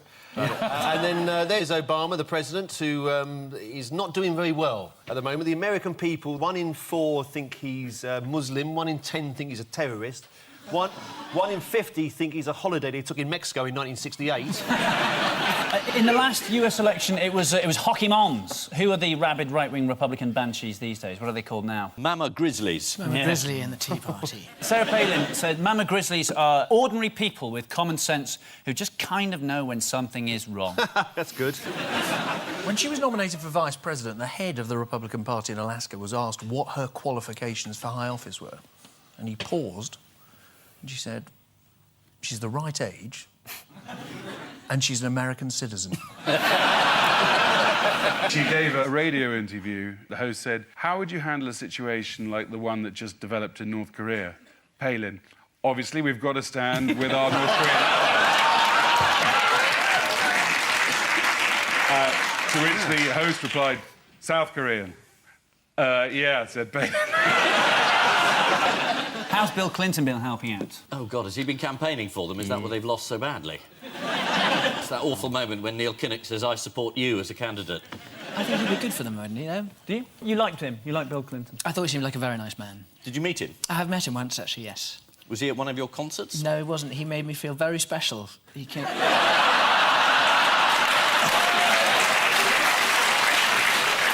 Did you keep the dry cleaning receipt?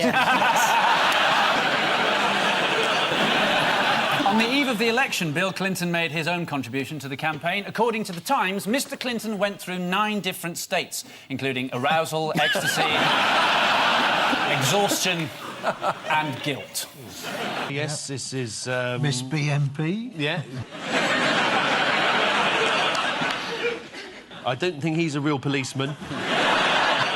We do these things so much better than anybody else, don't we? Weddings. Somebody said they employed lip readers to sort of see what they were saying. She said, I do at one point. He said, I do at another point. But apparently Prince Charles at one point turned to Camilla and tried his lip reader, and apparently he said... Yeah, what nugget did David Cameron share with Nick Clegg? I've never liked you. I want a divorce. Yeah. He revealed I had to have my trousers let out. Let's be honest, she's a good-looking girl, but there's no need for that. I mean, that's not... It's not seamless. That is just disrespectful. Oi, use the hymn book, use the hymn book. That's what he said. What else have they got left to sell off? I think the next one will be lamp posts. I think they'll sell off lamp posts and you'll have to put 5p in a little meter. And it'll give you just enough light to get to the next one and you put another... Somewhere George Osborne is writing that down, you know that. You know, the Royal Mail owns a brilliant miniature electric railway that goes from Paddington to Whitechapel. Yeah. And it used to take the mail right across London. It hasn't been used for about 8 to 10 years. That'd be brilliant, wouldn't it, to use that? Yeah, they're thinking about using it for shops on Oxford Street. They could have their own little spout and then they put all the goods up and down it and it just whizzes around. Mark, you were saying earlier that Margaret Thatcher always refused to sell off the Royal Mail. What reason did she give? Oh, wasn't it something about the Queen's head, wasn't it? Yeah, she said, I am not prepared to have the Queen's head privatised. Yeah. So it was Dennis's favourite pub, I think. Hey. What else did we find out about Margaret Thatcher this week? quite a lot. I bet she didn't describe people as that bigoted woman, though, did she, when the radio mic was left on? Probably not. She probably didn't say we've just won the World Cup either. There's lots of things she didn't say. Can't go through them all now. Oh, go on, just a couple more. A couple more. That's not my kitten. I'm sorry, officer, I had no idea it was hydrochloric acid. Those are the 3 things she's never said. I tell you what, I bet she used to have a ride on that little Royal Mail train there. Exactly, screaming like a banshee. I'm not for turning, she'd say when she was on it. When I got to Whitechapel, she'd have to walk back. American phrase to describe the Tories, beating up on the poor. Why would you say that? How do you beat up on someone? Do you use that in Canada? Is it a Canadian thing? I don't remember. In Trinidad they do, though. They beat up on people? They say beat up on. Do you think Sounds that's nicer where like Cleggy got that. it from? Of course he did. I was with Cleggy out there for Carnival.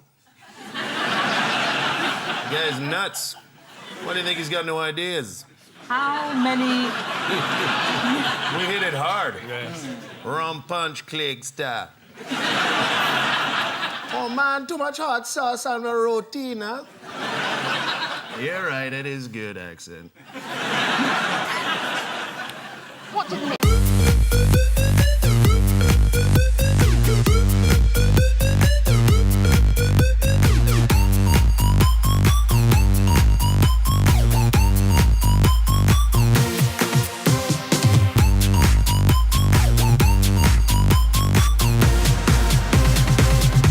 Everyone's on their toes for a new series of Have I Got News for You, starting this Friday at 9 on BBC One.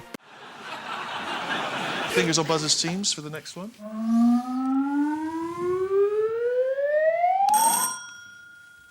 Have they shut the Humber Bridge to stop people going to Hull? Stop people going to Hull? Yeah. They don't want any more tourists. They've got enough. Maybe they're trying a new slogan, Hull, one letter different from hell. Could be it, couldn't it? Well, you're in the right neighbour. Both of you are in the right neighbourhood. John Prescott's from Hull, or is MP for Hull? Yeah. That's why they just close Hull. Yes. He's not an MP anymore, is he? Other than being a... No, he's Member of the House of Lords. Oh, right. He's a lord in Hull as well. Is he the Lord of Hull? Well, I don't know. I am the Lord of Hull! It is to do with Hull, but it's actually The Economist magazine. They have a very specific view on Hull. It should be shut down. Is that what they... Absolutely right, yes. The Economist magazine thinks that the city should be closed down along with Burnley, Middlesbrough and Hartlepool. Closed down? Just closed down. Why? The Economist described any efforts to save struggling northern communities as misguided. You lived in Leeds, didn't you? Yeah, I was born in Leeds. You were born in Leeds? Yeah. Should they close that down? Leeds is doing very well. It's Is it doing- thriving. Have you heard of Leeds, Ian? Yes. Yeah. There's a football team in Leeds, isn't there? There is. Leeds United. Yeah. You see? Local knowledge. Paul, any view on Leeds? So good they named it once. Yes, this is The Economist magazine's plan to shut Hull. Grim, dull and uninspiring. The Economist comes out every week.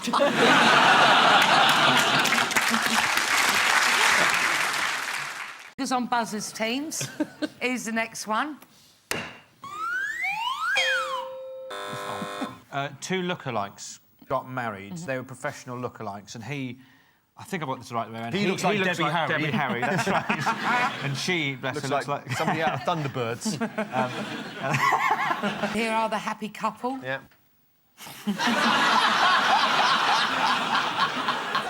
Oh, it's uncanny. Anyone know who else came to the wedding? Robert Mugabe. Oh, I tell you, he was Jocelyn very Nkomo. good. That's right, Jocelyn yeah. Nkomo was there. Bomber Harris. Shall we look at their Yes, mates please. and who they're Yeah, supposed yes, to please. be? As we thought. Gordon Ramsay, Ricky Gervais, the couple, and David Beckham. Not doing too bad, is No, what we doing like. all right, yeah. Once you close your eyes, it's easier. And worst of all, this is supposed to be Mr. T. Well, it's ridiculous because Dennis Thatcher was white, so... Yeah. That was one of the things he was quite insistent on. Also, Kate and Prince William turned up. Who didn't look like himself this week? Anyone see this picture? Tom Jones. Yeah. Is that real? Yeah. Looks pretty good for a tomato of his age. Is he learning Mandarin by becoming an orange? Blimey, students, they've woken up. They've been told that the teaching budget's been cut, they're going to have to pay 3 times as much and pay it back for the rest of their lives, and they're thinking, I'm not sure I approve of that. A student was interviewed and said, and I quote, "There's no jobs out there, and now they're asking us to pay £9 grand a year, which if you do 3 years, that's like 21 grand.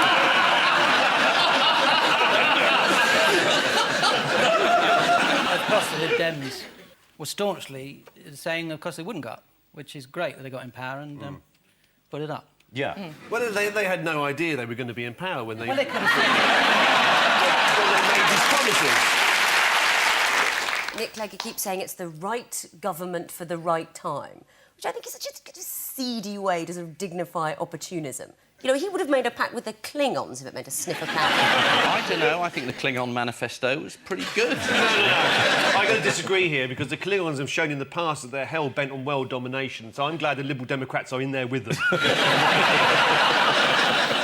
And the Klingons always get the Lib Dems to make the policy announcements. Absolutely. They're going to blow up a whole planet. They say, "I'll get the Lib Dem to announce it." The Lib Dem party in this arrangement is the equivalent of the guy you see on Star Trek walking around the planet who you've never seen before, is the first one to get killed. That's the Liberal Democrats in this scenario. But how does Nick Clegg look at himself in the mirror in the mornings? Just looks at David Cameron and sees the same thing.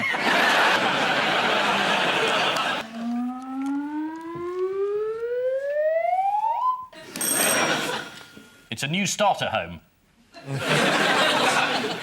It's a man who's tried to post himself. Yes. Is it? Yes, it is. This is the news that a burglar has been posting himself to businesses in order to rob them. Fantastic.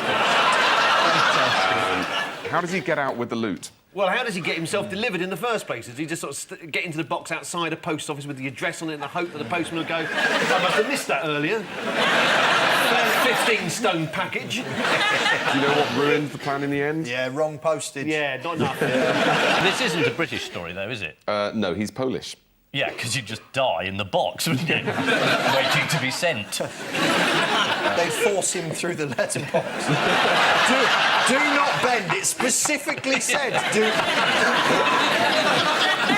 Time now for the Missing Words round, which this week features as its guest publication Reg Transfers, the magazine for the world of personal number plates. And we start with Simon Cowell reveals what? Reveals his number plate.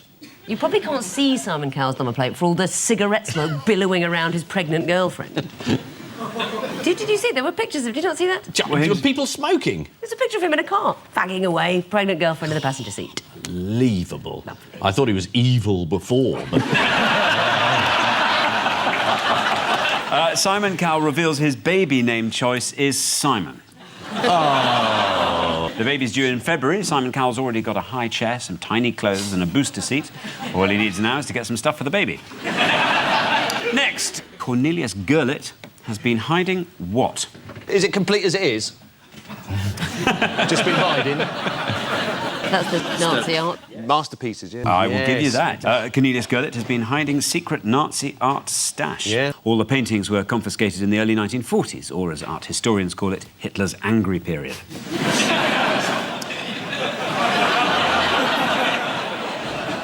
Next, in Essex, we all have what? Automatic weapons. An intrinsic knowledge of our local area. Personalised number plates. Personalised plates. Yeah. There we are, yes. In Essex, we all have personal plates. I wanted my initials on my car, but I didn't fancy splashing out in a personalised number plate, so I just bought a second-hand AA van. Brilliant. Next, police dogs will receive what? I know this. Go on, then. Pensions. They're going to get pensions. Pensions? Absolutely right. And rightly so. Yeah. Rightly so. Yeah. I can't believe nobody said truncheon meat. Now, they did. That response is the reason why nobody did. Next, George W. Bush planning what? A gallery, an exhibition. Yeah. He's going to open an exhibition. Yeah, but that's almost there, yes. He's planning to paint a series of... He's planning to paint a... Oh, Lord. George W. Bush planning to paint portrait series of world leaders. God, we used to accuse him of not being able to read. Yeah. According to the Telegraph, he is also known to dabble in landscapes, as the people of Iraq know only too well. And finally, David Suchet admits to what when playing Poirot? Oh, I know that one. Yeah. What is it? Yes, he's got a penny up his arse, hasn't he? So it helps him mince the walk. Oh, absolutely right, yep. David Suchet admits to clenching a penny between his buttocks when playing Poirot. Which he learnt from Laurence Olivier. Yeah. Who I think had more than pennies up his arse at one stage.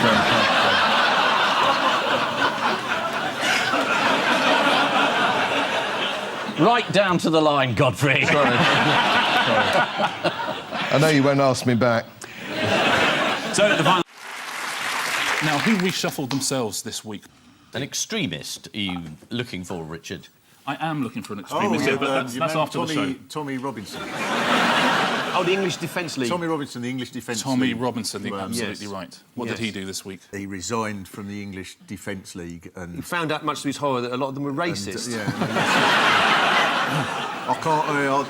Didn't understand I don't that know what's bit. going on. I mean, we used to march into Muslim areas and that and go Muslims out, and we ate Muslims and we ate Pakis and that, and then it turns out some of them, like, were anti-Islam. So, I went off them. And do you know what Tommy... And do you know what Tommy Robinson does for a living? Does he work at United Nations? Does he could see sick children with Roger Moore and Lulu? He also used to run a tanning shop. Exactly right, yes. What, changing the colour of people's skin? Yeah. So your customer comes in, come in, madam, and next after half an hour later, you can get out. The tragic lawnmower accident involving the royal correspondent, Nicholas Witchell.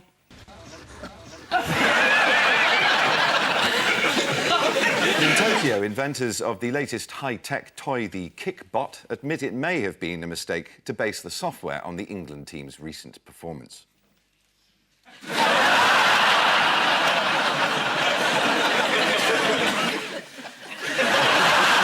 In the kitchen of Heston Blumenthal's restaurant, there's evidence that someone's ordered the slow-cooked lamb.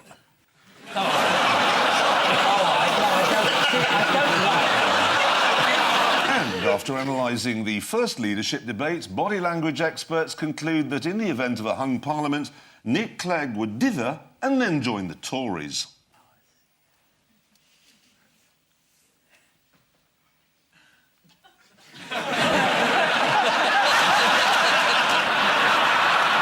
So this is Wayne Rooney, who this week has had a hair transplant. Do you know how the operation actually works? Yeah. They find the hairs on his arse and pull them all the way through. I knew it. Well, apparently what they do is they dig out the hair follicles from a place on his body where the hair's still growing. Yeah, exactly. And stick them on his head. Exactly. How did the news leak out that Wayne had had a weave? He tweeted on Twitter. He showed his bonce, his arse bonce to the world. His bum head was displayed. There we are, there he is, old bottom nut. Not bad, but he was actually trying to take a picture of a dog having a shit. What, in his car? What did his message that accompanied the picture say? My head feel great, but my ass hurt a little bit. And how would you describe Wayne's old hairstyle? Defunct, gone. Well, technically it's known as a widow's peak, which usually for Wayne is around 75.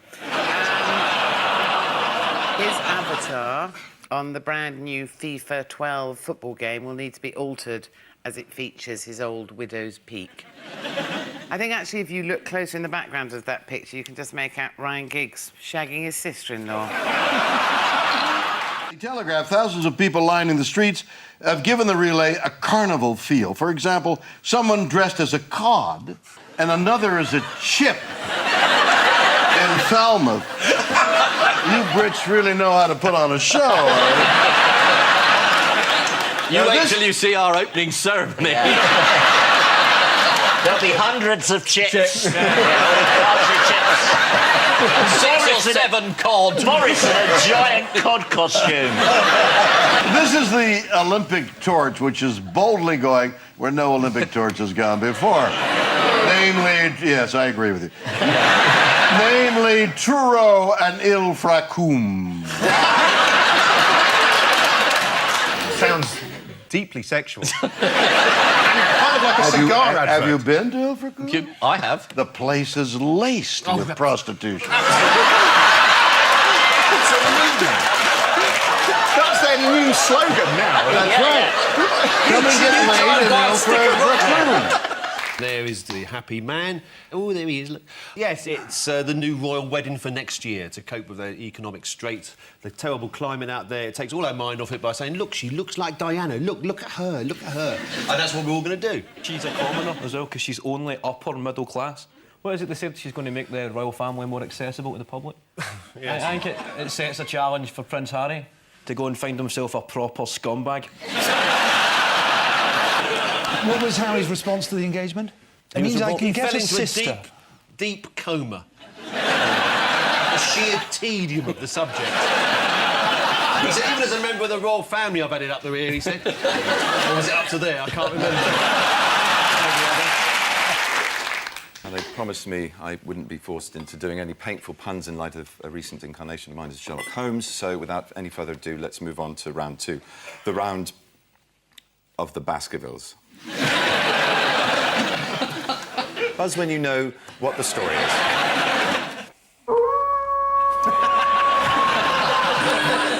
Yes, this is the Kim Jong-ling, whatever his name is, and that's his son there who's had sewn onto his lapel.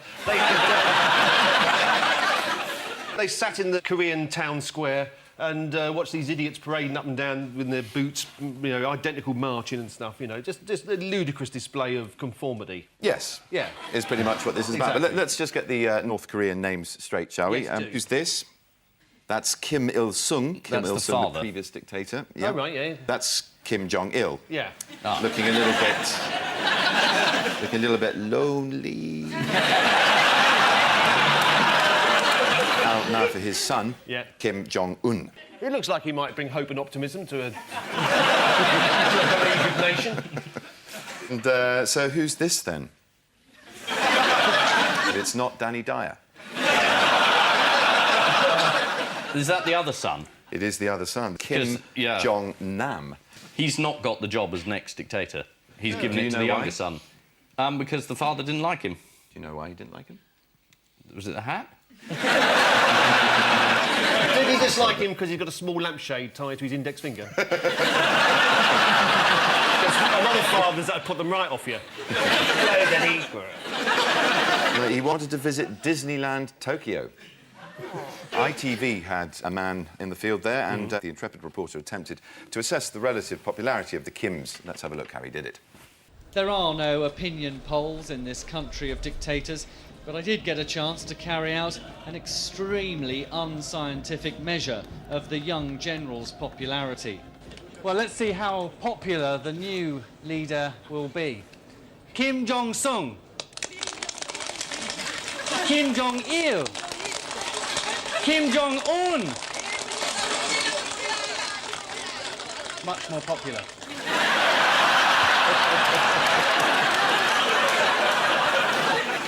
This is the unveiling of Kim Jong-un as successor to Kim Jong-il. Chief of the North Korean army, Ri Yong-ho, had a message for the nation saying if the US imperialists and their followers infringe on our sovereignty and dignity even slightly, we will blow up the stronghold of their aggression with a merciless and righteous retaliatory strike. Adding LOL, smiley face, kiss, kiss.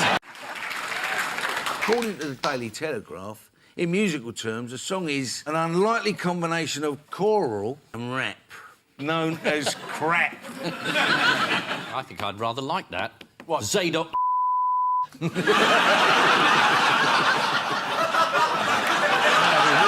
good.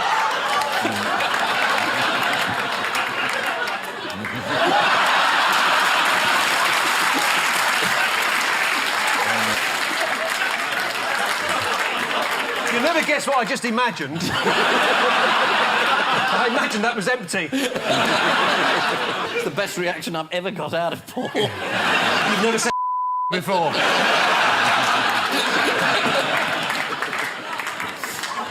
Oh, well, that's guaranteed that to be in, otherwise you won't explain this to anybody. Oh, dear. Let's move to Scotland. Yes, let's move to Well, Scotland. the recording's not going that badly. Why is this big tent up in Nicola Sturgeon's garden? She got 2 garden waste bins, is that? Is that what this is about? 2 gardens. That is. You've got 2 gardens. Yeah. I mean, it was quite a big event in Scotland. I mean, the former First Minister's husband, who was the chief executive of the SNP, was arrested, and the police swooped. But it's missing 600 grand, isn't it? Yeah, they raised 600 grand for a referendum campaign, and there wasn't a referendum, and then the money seems to have disappeared, and then Nicola Sturgeon's husband lent over 100,000 to his own party, and he said his wife didn't know, because they don't talk much. Looks like they don't even share a recycling bin.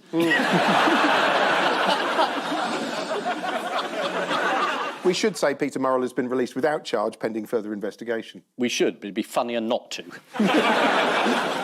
You know, in Scotland, I mean, if there's a big loan crisis involving the leader, you know, something happens. In this country, you know, usually the bloke stays as chairman of the BBC, so...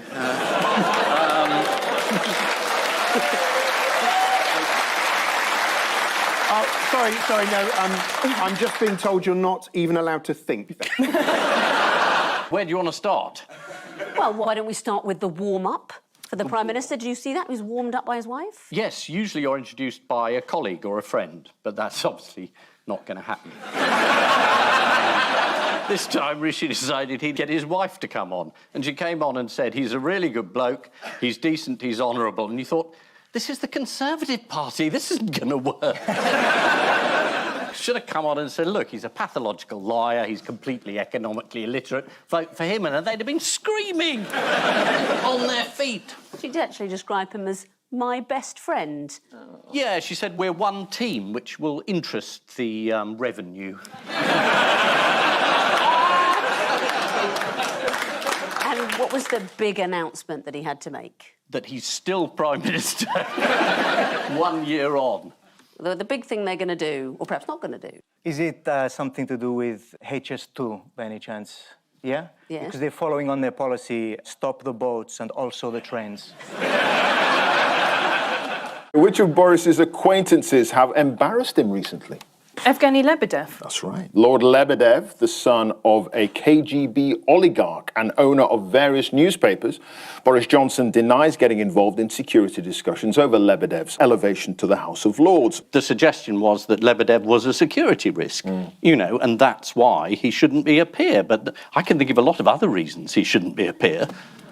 I mean, he just supported Boris. He owned newspapers and supported him in the mayoral election, which looks like corruption. Isn't, obviously. The thing I like about Lebedev is... is he sounds like a conversation between Bill and Ben, the flower pot. Yeah. He originally wanted his title to be Lord Lebedev of Moscow. I'd have gone for Lord Lebedev of Levered. What else has Rishi been pushing to the nation more recently? What's he very keen for us all to do? Maths. Yes, he wants to reimagine our approach to numeracy. When I read that, like, his school has, the school he used to go to, has a private art collection, I just thought, like, my school had a private art collection, but it was like a cock and balls behind the bank shed. Was it a Picasso? That's a private art collection, isn't it?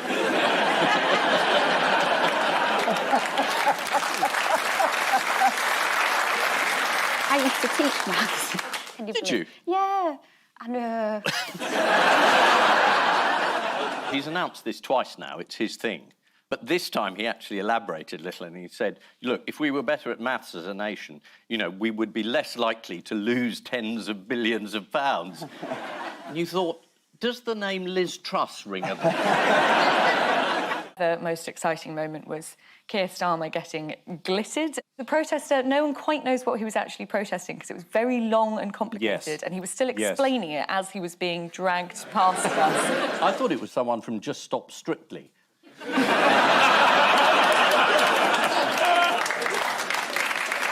I'm actually dressed up as Keir Starmer in the glitter God. and the red. Starmer wouldn't be wearing red. What was the point of the glitter, though? Was it at a level of interest? Yeah, I mean, it made Starmer look great. Everyone around me was saying, well, doesn't he look great in that But he one?" had to take his jacket off, which it looked slightly rehearsed. So suddenly it was Keir gets down to work, shirt sleeves, no jacket, not formal, not posh. And I think it was rehearsed because he'd ironed his shirt sleeves, and whoever does that, unless they're planning to take their jacket off. Oh, you think this was choreographed? Yeah, I think it was well, no, I don't really. Well, GB News, they like a conspiracy theory. Well, the Select Committee was asked to look into the handling of COVID, and their response was that it was probably, I don't know, not very good. No, they actually said it was the worst public health crisis in British history. That's right. So the government's COVID response is up there with the Black Death. I'm not exaggerating. I'm trying to be balanced. So what did the report find?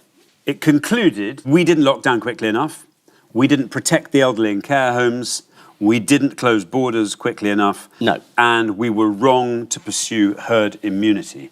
I mean, Gavin Williamson would call that an A-star performance. The report was severely critical of the £38 billion test and trace system, calling it slow, uncertain and often chaotic. Dido Harding was unavailable for comment. I say unavailable, no one could track her down. The report did say as well that we should have challenged the science before.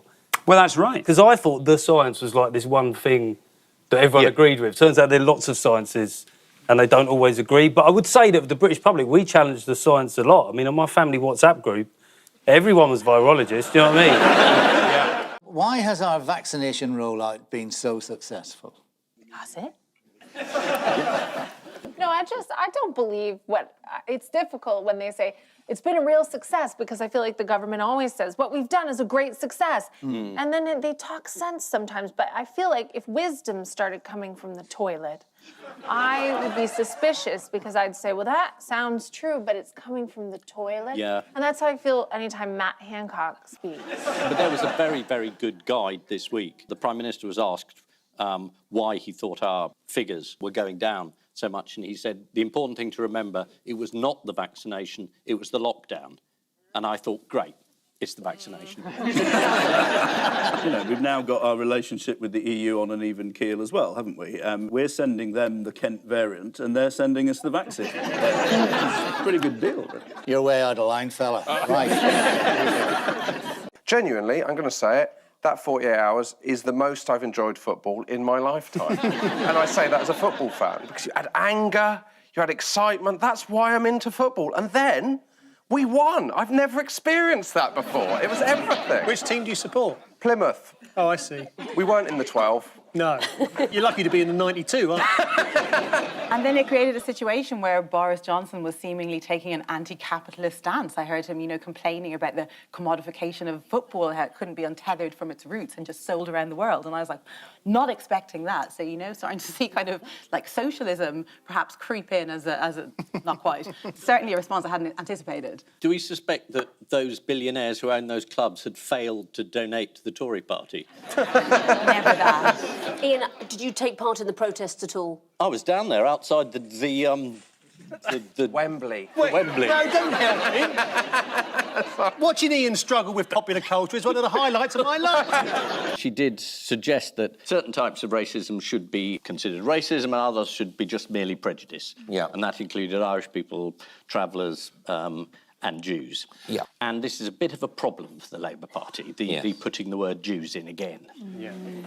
And yes, it was late at night and she was sending a formal letter to the Observer, so, you know, hey, we've all done it. Well, like so many first drafts of any letter you write, there's a hell of a lot of racism in there. That's what second drafts are for. That's right. Dear milkman, why is my milk white? There's so many things that have to go wrong there. 1, you write a racist draft. 2, you open an email. 3, you add an attachment. 4, well, how is it? I don't understand how this has been an error. She did apologise for a letter. The explanation was that she has sent an initial draft, and she had obviously had a couple of initial drafts. She tried to say that the errors arose. It's like she didn't write them down, they just arose, like mold. She just left the window open and some anti-Semitism just kind of settled on the letter. There was a wonderful moment where Keir Starmer had to pretend that this wasn't terrifically good news. So he's very, very sad that he had to sack this ghastly old friend of Jeremy's. And out she goes, goodbye. Actually, Diane Abbott has had the whip removed by Keir Starmer. Yes, she's not been sacked. She's not been sacked. Diane Abbott's just had the whip removed. Yes, that's very different from being Starmer. sacked. I'm glad no one said she'd been sacked. She's not been sacked. No, She's had the it's whip just having the removed. whip removed. Yeah. Very, very different. It's a very simple procedure. Yeah.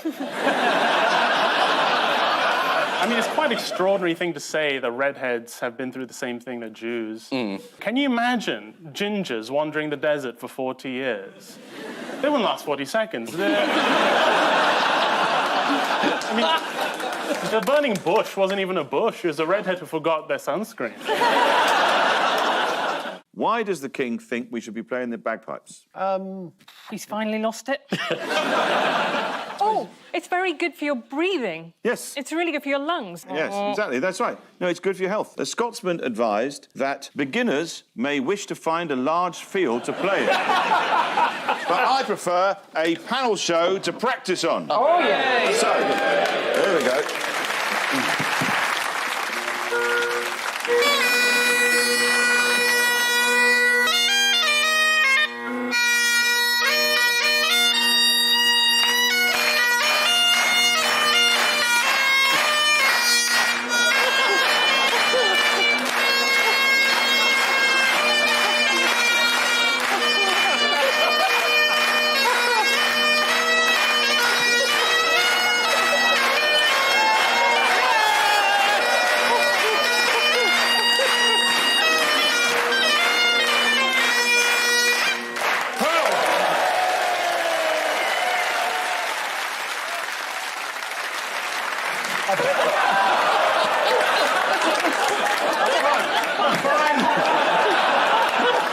Yeah, it's really good for your health.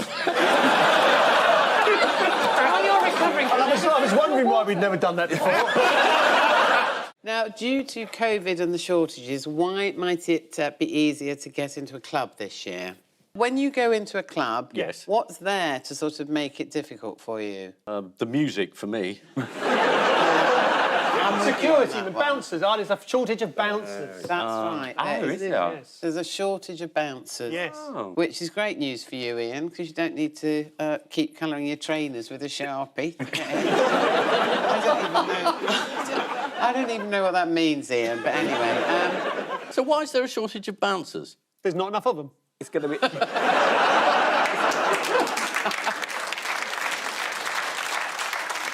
I don't think there's a shortage in Essex. Everyone's Really? a bouncer. Everyone. Oh, a bouncer every 3 doors along. What do you do for a job? Bouncer. Genuinely. Can you have one in your own home? How do you know I haven't? And I saw you outside on the lawn the other morning, yeah. Economist's explanation for why there's such a shortage of everything is known as the Great Supply Chain Crisis, which means that things like tankers are in the wrong part of the world, but obviously bouncers are in Essex, which is obviously the wrong part of the world. There you go. There you go. And there are no lorries to take the bouncers to other bits of the country. You can't transport them across. Yeah, because you can get about 1,000 of them in the back of one of those big trucks, can't you? But they can't get into the trucks because the truck drivers say, you're not coming in here dressed like that.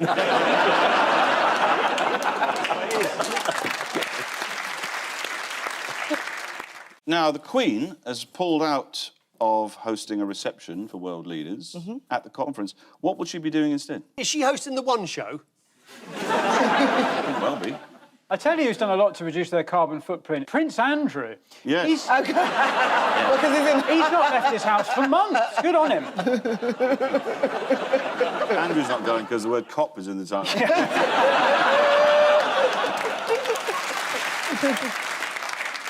The Queen actually has been told to rest. But why is she so knackered?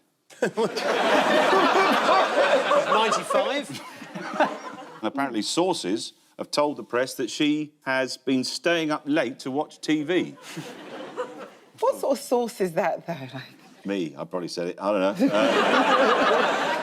So, I mean, she probably watched the extended version of this show, which goes out at, I think, 3:07 in the morning every Wednesday. Yeah, it's good. Well, the BBC have been really giving it a push. They have. They've been giving it a right look. There you go, see?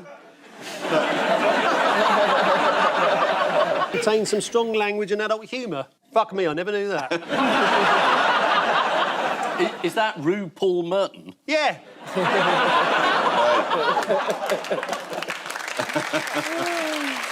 Who did lend Boris £800,000, do we know? We don't know. No, we don't, do we? No. Why did he need £800,000? Well, that's, you know, Just it doesn't go far with that number of metre kids. of gold wallpaper. Yeah. Why would Boris need all this money? Yes. I was asking you. Oh. You just said a very funny joke about all the children and talking over it with some crap. He would need it for all his children, Ian.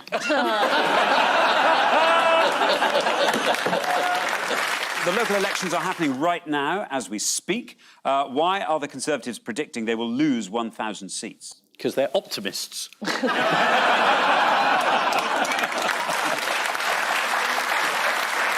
I think they're trying to let us down gently. Yes, then if they lose Or less than themselves. 1,000 seats, they can claim a small victory. It's a bit like the captain of the Titanic saying New York's not a very nice place to be. Something's gone wrong with Rachel Reeves' new book. Yes, bits of it appeared on Wikipedia before she wrote her book. And it may be... huge chunks of it, apparently, which appeared elsewhere before the publication. Yeah. I find this one particularly confusing because I think Rachel went to Oxford and LSE, which are pretty, well-established, great universities. There's a lot of thick people go to these places. Honestly, you'd be surprised that the standard has dropped over the years. Plummeted, hasn't it? Well, I'm not looking at anybody. So my point is, I went to Hull, great university, Yeah, but in terms of the rankings, not quite up there with Oxford and LSE. In terms of the what? In terms of the university rankings, Yeah. not quite up there. And yet I'm pretty sure... There's not much else to do in Hull. That's not fair. But I'm pretty sure one of the first things we got told was, one, don't plagiarise, and two, certainly don't do it off bloody Wikipedia. Yeah, no, exactly. If you're going to copy, don't copy bollocks. Yeah. How has Conservative MP Michael Fabricant been helpful? Is he not given any interviews at all? He was discussing the birthday gathering for which Johnson received the fine, and Fabricant told BBC Radio 5 Live, the way it's been characterised, you would think they were pole dancers. Of course not. That was when he was mayor, remember? But again, it's the least of the parties, isn't it? I mean, there's the Bring Your Own Booze party coming. There's plenty of other The parties. karaoke party. The karaoke party. The wine fridge party. Yeah. I bet they're really grim, those parties. I bet they're not even that good fun. You get invited to a party in 10 Downing Street, you say no. Yeah, I did. Yeah. You got invited? Yeah, Wow. When was it? This wasn't last year, please. No. No, I got... You're not still doing the pole dancing, are you?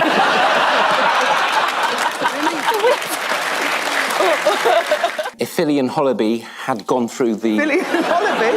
That's how they're calling themselves now. If they'd gone through the proper queue, it might have upped the numbers a bit, but they weren't actually record figures of attendance, were they? No, apparently they were slightly down. Why do you think there were fewer people for this? The internet. People have other things now.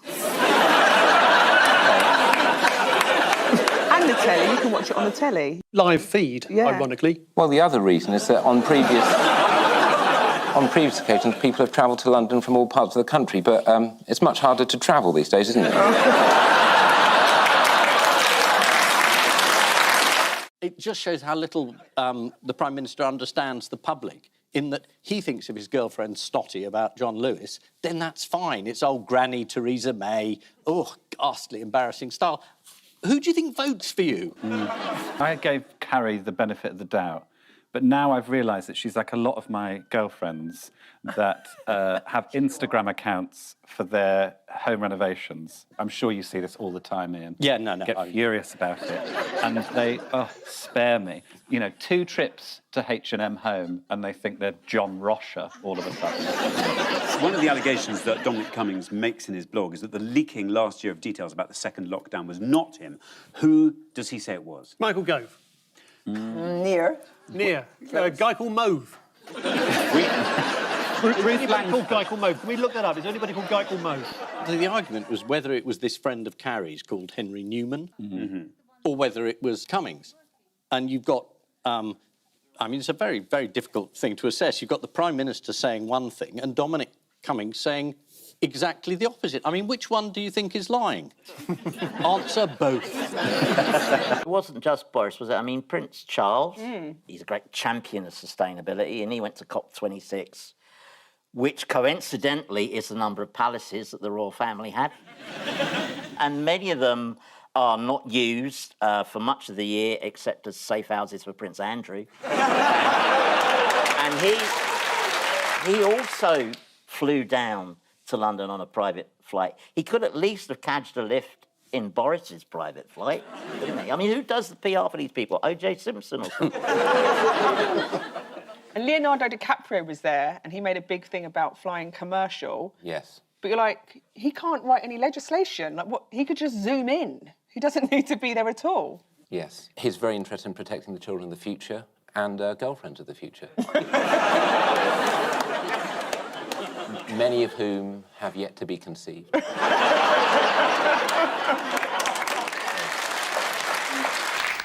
We're at a bit of a disadvantage with this question because it's Thursday and we don't know what's happened. So over to John. What's going to happen?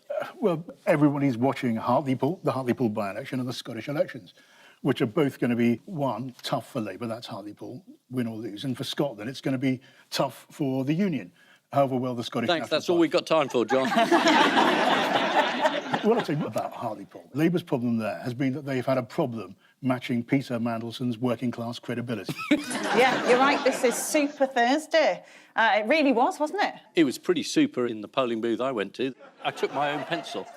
Oh, yes, because you're meant to. Yeah, you've got to be very hygiene careful reasons. now. You don't want to share it. I know, but don't you enjoy when you go to a polling station taking the pencils? Like, do you remember at Argos as well? Did you ever go... Do you know what Argos is, Ian?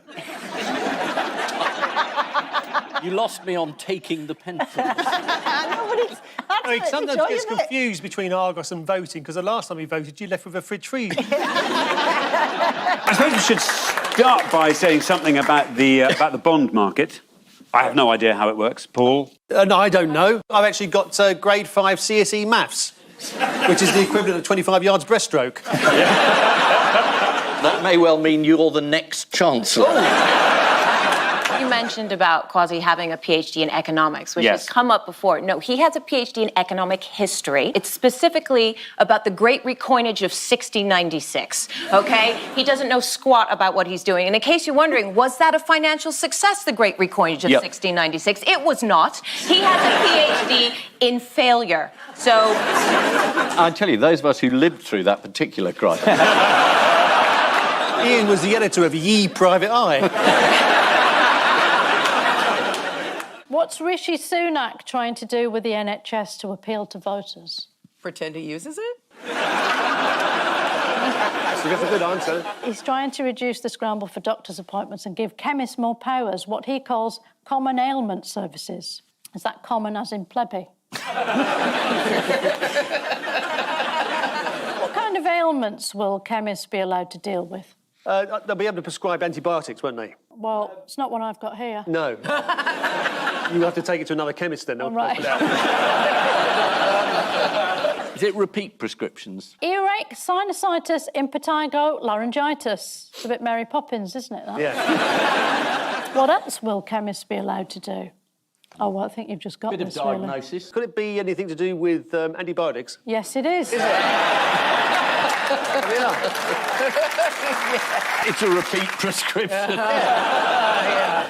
Watching Cummings give evidence, it's terrible because Cummings has learnt absolutely nothing. He's equally arrogant. And then he starts calling other people liars. And you think, you're the man who gave us the story about having your eyesight tested in a car when you were breaking the rules. He still doesn't admit he was breaking the rules. I just thought, I don't care if I agree with everything else you say, you're a liar. I mean, I must admit, you're right. If this government goes on much longer, I wouldn't actually mind dying that much. When he was giving evidence, I don't know what a body language expert would say, but he kept his hand in front of his mouth most of the time. I think probably even later he'll try and deny it was him talking. When he first was in the middle of the COVID thing, Paul asked at one point, why on earth is this man, who's entirely unelected, dictating policy on vaccines, or indeed on lockdown, or anything else? It beggars belief that he could sit there writing WhatsApp message saying, let's get rid of Matt Hancock, let's sack the head of the NHS, let's sack everybody. Says who? But in your current guise of a 1950s East End gangster, I think you should pay him a visit. Yeah, I'd like to go round and give him an eyesight test.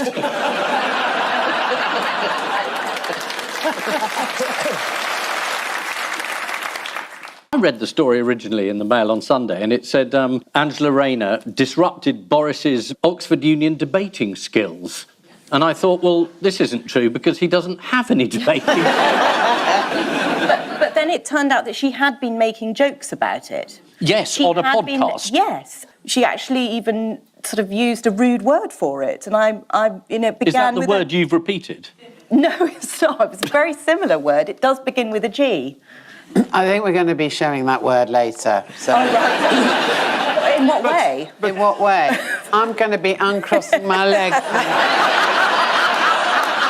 What is the anti-growth coalition? It's an imaginary group of enemies.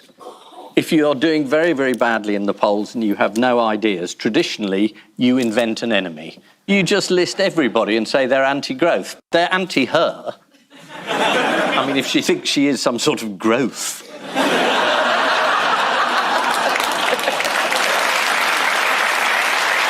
Liz Truss said that the anti-growth coalition included Labour, the Lib Dems and the SNP. The Daily Mail said Number 10 won't rule out Jamie Oliver. This is the news that Rishi Sunak is big in Japan. A while back home. As opposed to diminutive here. Do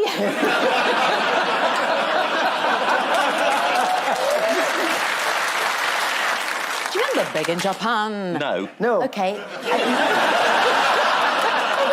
1984, Alphaville. Big in Japan. Great song. Yeah? Yeah. Let's move on. It's quite catchy. It's quite catchy. I think I've heard it myself about 4 times in the last minute. Can't get it out of your head once you hear it. I know. Catchy in the sense that coronavirus was. Why is the Prime Minister big in Japan? He's gone abroad to avoid all the Conservatives telling him he's awful. He's got to find somewhere to go where they don't hate him. Yes. And Japan, they don't know who he is. What else does Suella Braverman want to ban? Homeless people? Tents. People using tents. That's right. I mean, if she was just trying to ban camping, I'd be behind her. But then you'd have to word that bill very carefully. You would. You would. There'd be a lot of pantomime to be out of business. That's right. I'm on in Richmond this year, by the way. Yes, she is trying to ban tents. She said sleeping on the streets is a lifestyle choice. Nobody in Britain should be living in a tent. It's a surprise that more people don't choose to live in opulence. Homelessness is a lifestyle choice. It's the last time I buy a big issue. If it can help the homeless, I help you live your dream more, like bugger off. Loving it. It was not his finest hour. Anyway, he didn't invent that bus pass. That wasn't true either. She would have been entitled to go on the bus all day and keep warm anyway. Lucky Elsie. Yes. We do spoil them. Yes. There was another very, very good moment. Susanna Reid said to him, "What are you doing?" And he said, "We're doing everything we can." And she said, "But could you do more?" And he said, "Yes." Boris Johnson, of course, got into some trouble during the course of an interview before the election for saying he didn't know who Lorraine was. Did you see the way Ian's eyes glazed over there? I know who she is. She invented a quiche. Exactly. Why are red wall Tories furious with the Prime Minister? This is the high-speed train, yes? It is, Paul, yeah. According to one minister, the revoked plans were a bit like on Bullseye when they show you what you could have won. Whilst another said it's a turd and the Treasury won't even give us the money to put any glitter. What did several plain-speaking Yorkshire folk tell the Yorkshire Post about their feelings on the scrapping of HS2? Knowing Yorkshire folk, it will have either been to say, "Oh, we're right chuffed that that's finished." Can you not use the word chuffed with train cancellation? Chuffed in Yorkshire means pleased. Pleased, yeah. Yeah. It's the only time they do say please.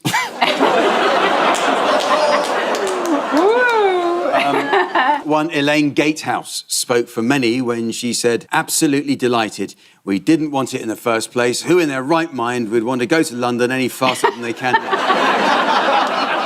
Nearly everything announced in the mini-budget isn't going to happen. No. So all the pain and all the turbulence will be for nothing. Yeah. It is about confidence. And if the markets, which, you know, I know you don't, but, you know, the Conservative Party believes in the markets. If you ask the markets what they think and they say you're useless, then you have to think again. It's interesting that the markets themselves have become part of the anti-growth coalition. Yeah. They are famously quite pro-growth, aren't they, the markets? And you know who's joined now? Oh, no. The entire Tory party. Do you think she's got a plan, Ian? Is there something that we've overlooked here that she may have? No. The fact that you guys are 90,000 points ahead in the poll, Yeah. does that not scare them? They don't seem to have noticed. It scares me. We're all scared. On current polling, there would be like 3 Tories left. Yeah. Like 3. Ian Duncan Smith.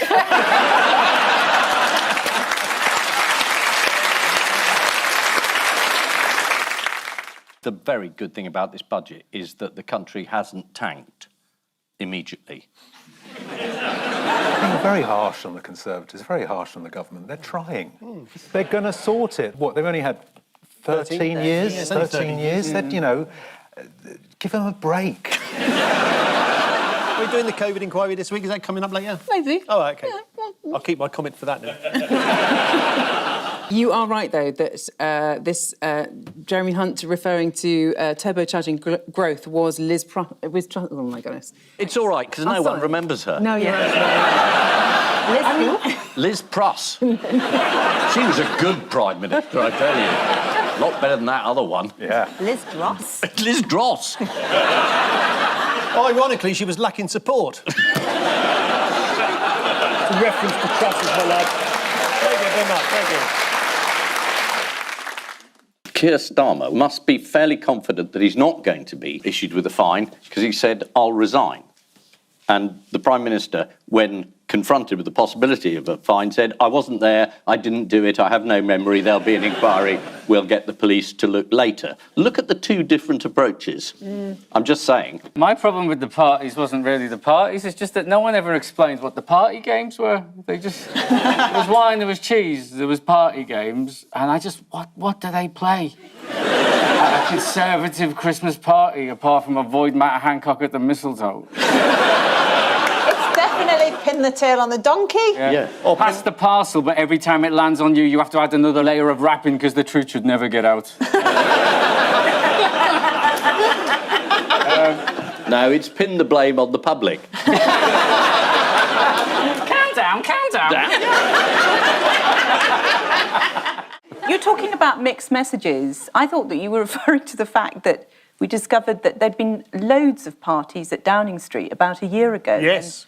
When they weren't meant to be having parties. It was around about the time the track and trace app had gone so badly wrong, hadn't it? And it, I think it sort of messed around with various sat-nav things. Anyway, it turned out that number 10 had been flagged up as a dogging hotspot. You're not normally like this. Have you not been out of the house much? What has The Sun discovered about what's in store for office partygoers this Christmas? Many firms are curtailing certain activities. Oh, yes, and no photocopying your bottom. That's every year, though. What sort of country have we become where you can't photograph? We're going to hell here. We're going to hell. Is that what the private eye Christmas party's like, Ian? Just continue. They do a brass rubbing of each other's bottoms at private eye. There's an allegation that the government didn't cancel many parties last year, and this is what you mentioned, Camilla, even in the middle of lockdown. So, just explain the story again. I think even in November, when everybody was in full lockdown, I think they were still having leaving parties and sort of, I don't know, sleepovers and, you know, pyjama parties and Secret Santa and, you know, Twist and stuff like that. At Downing Street, it was basically a massive orgy. And we were all sitting at home... Looking through the window? Crying. Why can't they do the decent thing during the lockdown and drive to Barnard Castle? He specifically goes for the health secretary, but he doesn't mention Michael Gove at all. Yeah. Once. I mean, Michael Gove was in charge of as much as anyone else during the early pandemic, and he's been let off completely. It's a select committee, and the evidence is very selective. I mean, it's the most pathetic score-settling by a man, and if you go through his evidence, it just doesn't stand up. The only things that stand up are the things that we all knew anyway. All of us, even the filthy journalists and press endlessly trying to make trouble, we put all these allegations to number 10. Number 10, oh, who's the spokesman? Dominic Cummings. He denied them all at the time. Now, oh, I've just noticed. It's... anyway. It's beyond belief. I suppose this is just the unbelievable news that Liz Truss was Prime Minister. and now she's gone. In fact, her whole career was one enormous U-turn. She walked into Downing Street and then she walked straight out again. She didn't drag it out. No. They dragged her out. Yeah. She did 45 days, and that doesn't include the mourning period of the Queen. So just think what she achieved in 35 days. They seem to keep doing shorter times per go. Yeah. So... It sounds from what you were saying that whoever wins next week and becomes Prime Minister, the victory speech will be something along the lines, I'm very pleased to have become Prime Minister of this country, and that's why I'm tendered my resignation. He's only handing over his WhatsApp messages from 2021, from when he changed phones. So, yes. Is that right? So a lot of the messages we're not going to see, and the original phone he had, he was on a boat with Rebecca Vardy. Yeah. Ruth, it makes me think about WhatsApp messages between politicians. So, are you in a WhatsApp group with Boris Johnson? I'm not in a WhatsApp group with Boris Johnson, but I do co-chair his Appreciation Society with Nadine Dorries. So, have you ever WhatsApped Boris? Yes, but in his old phone. I don't think...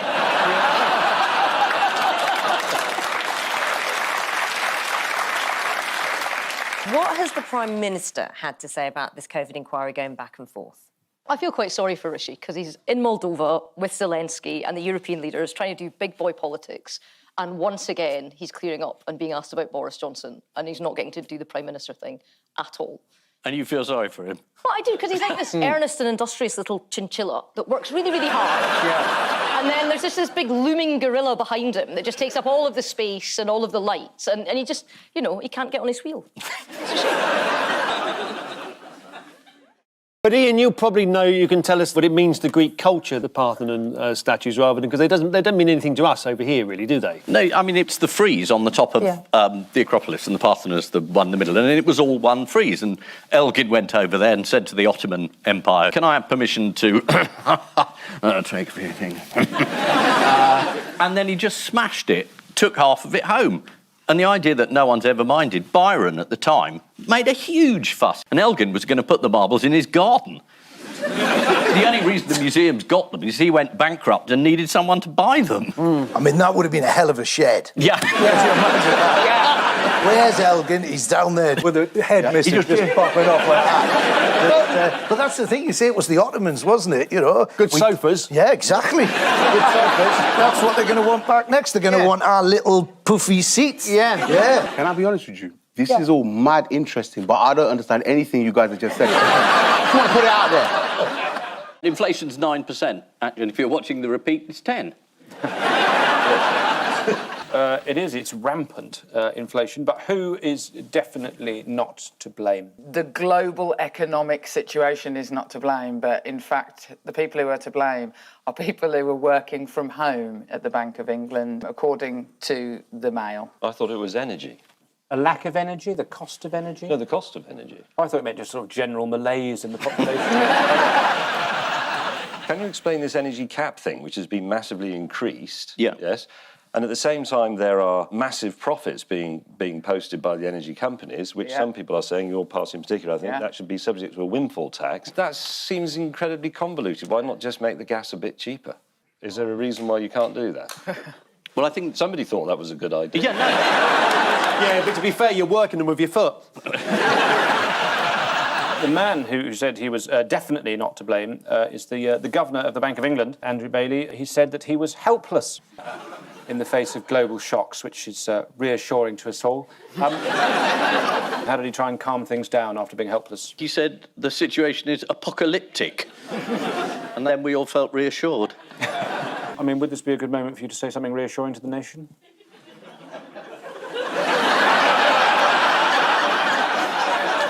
I'm trying really hard.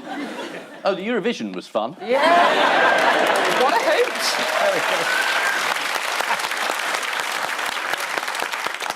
Yet another PM that's been to Oxford. Him, Oxford, Liz Truss, Oxford, Boris Johnson, Oxford, David Cameron, Oxford. What are you saying? Well, I mean, what is it about Oxford that produces an endless list of bozos that come in front of us? Endless list of bozos.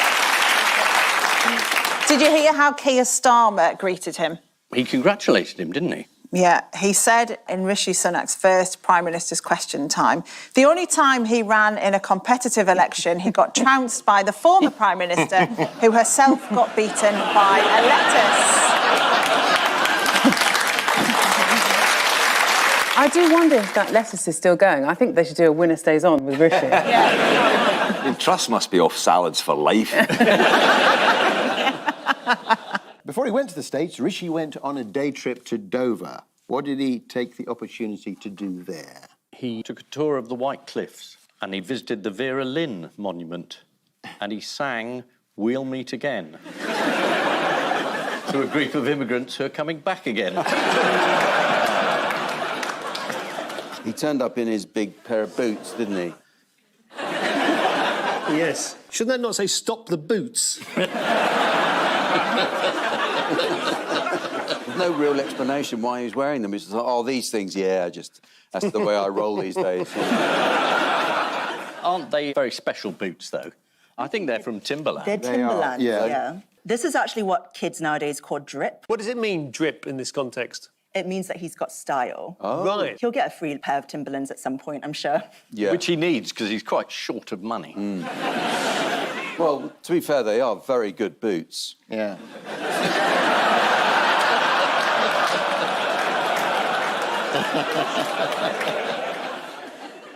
I've heard that apparently he deliberately ruffles himself. Oh, I've seen him up do it to on this programme. Hair just come out of makeup's there, sort of combing his hair and stuff. 15 seconds come out later.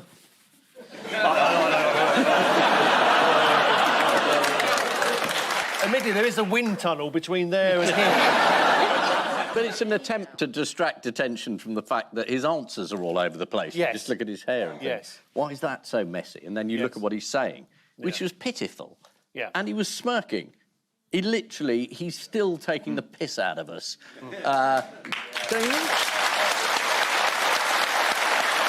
How do you feel specifically, John? Because I read that, so whilst these parties were going on, you were obeying the rules. I got told you got quite into gaming during the lockdown, is that right? don't what? I think he said you went on the game, but I'm sure that... Just reading what it says on the card. I hope you've got photographic evidence to back this up. I was told that you got into gaming. You played games during lockdown, is that? Well, I played 1 or 2 with my grandchildren. Call of Duty? Call of Duty. Now, the Prime Minister's version of that is going to people's leaving parties. Absolutely. He kept saying it was his duty to turn up to people's leaving dues on the grounds that this was good for morale, even if it was against the regulations. Whereas the rest of us who were trying to go to, well, funerals and, in my case, but leaving dues in the metaphysical sense,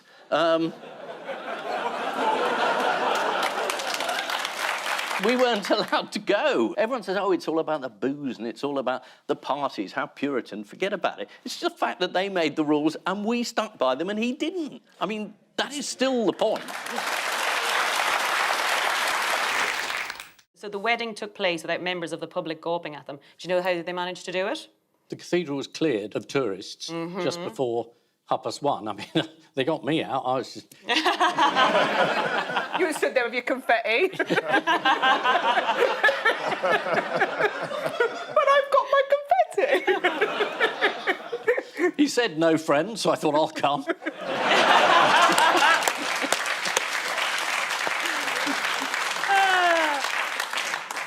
But you know what they told the people and the staff who were in the church? So they ushered them out by telling them that the building was under lockdown.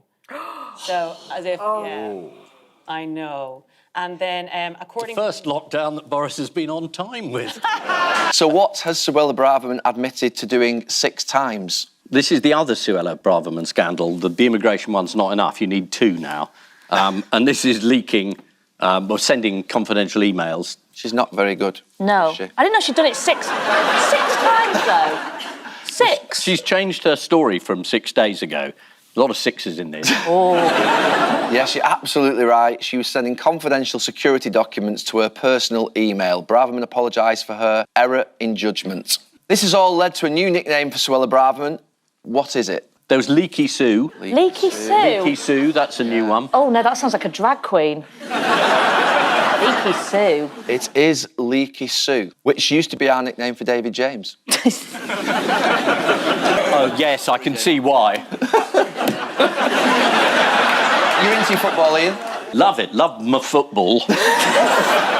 What did Mr Johnson say when he resigned as an MP last week? This was the kangaroo court, was it? Was that the line at the time? I don't know what a kangaroo court is, but whenever I hear it, I feel like he's hinting that he's going to be on I'm a Celeb next year. Is it a court run by kangaroos or one that judges kangaroos? It's a bit like sheepdog trials.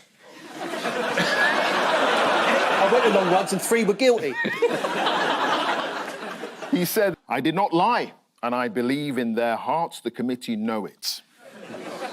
He also said, I am bewildered and appalled that I can be forced out anti-democratically by a committee chaired and managed by Harriet Harman with such egregious bias. But what undermines this accusation? There's 7 people and 4 of them are Tories. So even if Harriet Harman wasn't on the committee, he would still have been found guilty. I mean, some of them are Brexiteers. Everybody thinks he's guilty. Apart from Jacob Rees-Mogg and Nadine Dorries, and they're bonkers. She hasn't resigned. She said she was going to resign, and that was a week ago. Yeah. Nadine? Yes. Well, you see, Boris promised her a peerage. Another woman he told a load of lies. In other news, Vladimir Putin is running for president again. He's running for re-election. That's right. In a tightly run race. Yeah. And his slogan is, I probably won't kill you. I wonder what the election night coverage is like in Russia. Pretty quick. There's an exit poll in which the opposition leave through a window. Thank you very much. I'm in Richmond all week. On jury duty. I'm not allowed to do jury duty. Are you? Is it because you're often confused with a defendant? Why has he chosen this week to announce that he's running for another term? This is when he does his end-of-year press conference, I think, isn't it? And he hasn't done one for a few years. He did 4 hours of answering questions. You can ask anything you like if you don't want to live. Yeah. According to Newsweek, some of the things he got thrown were, tell us when our lives get better, and when will the war end, to which Putin replied, what war? He also got asked, if Crimea is part of Russia, why does my mobile network switch on roaming after crossing the bridge to Crimea? Putin told the fellow to pop on his location services and someone would be along to help him out. Sticking with the Christmas theme, why is businessman Carl Baxter worried that he may be stuck with 1,000 festive jumpers? Oh, it's because they look like willies. Oh, yeah, you got it. Yeah.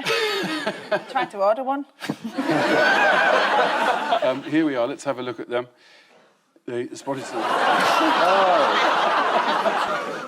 It just looks like a thermometer to me. I don't know how you have your temperature taken. But before we go, there's just time for the caption competition. Ian and Joe have this. Contestants shake hand before fighting to the death. You come far.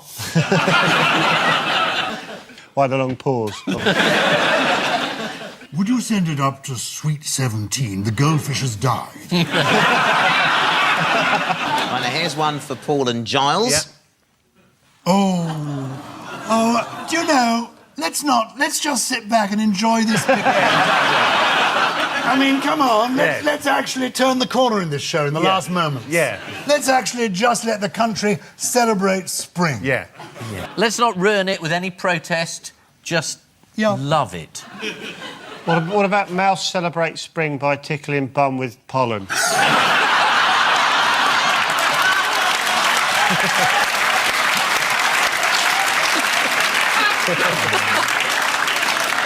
On which note we say thank you to our panellists, Ian Hislop and Joe.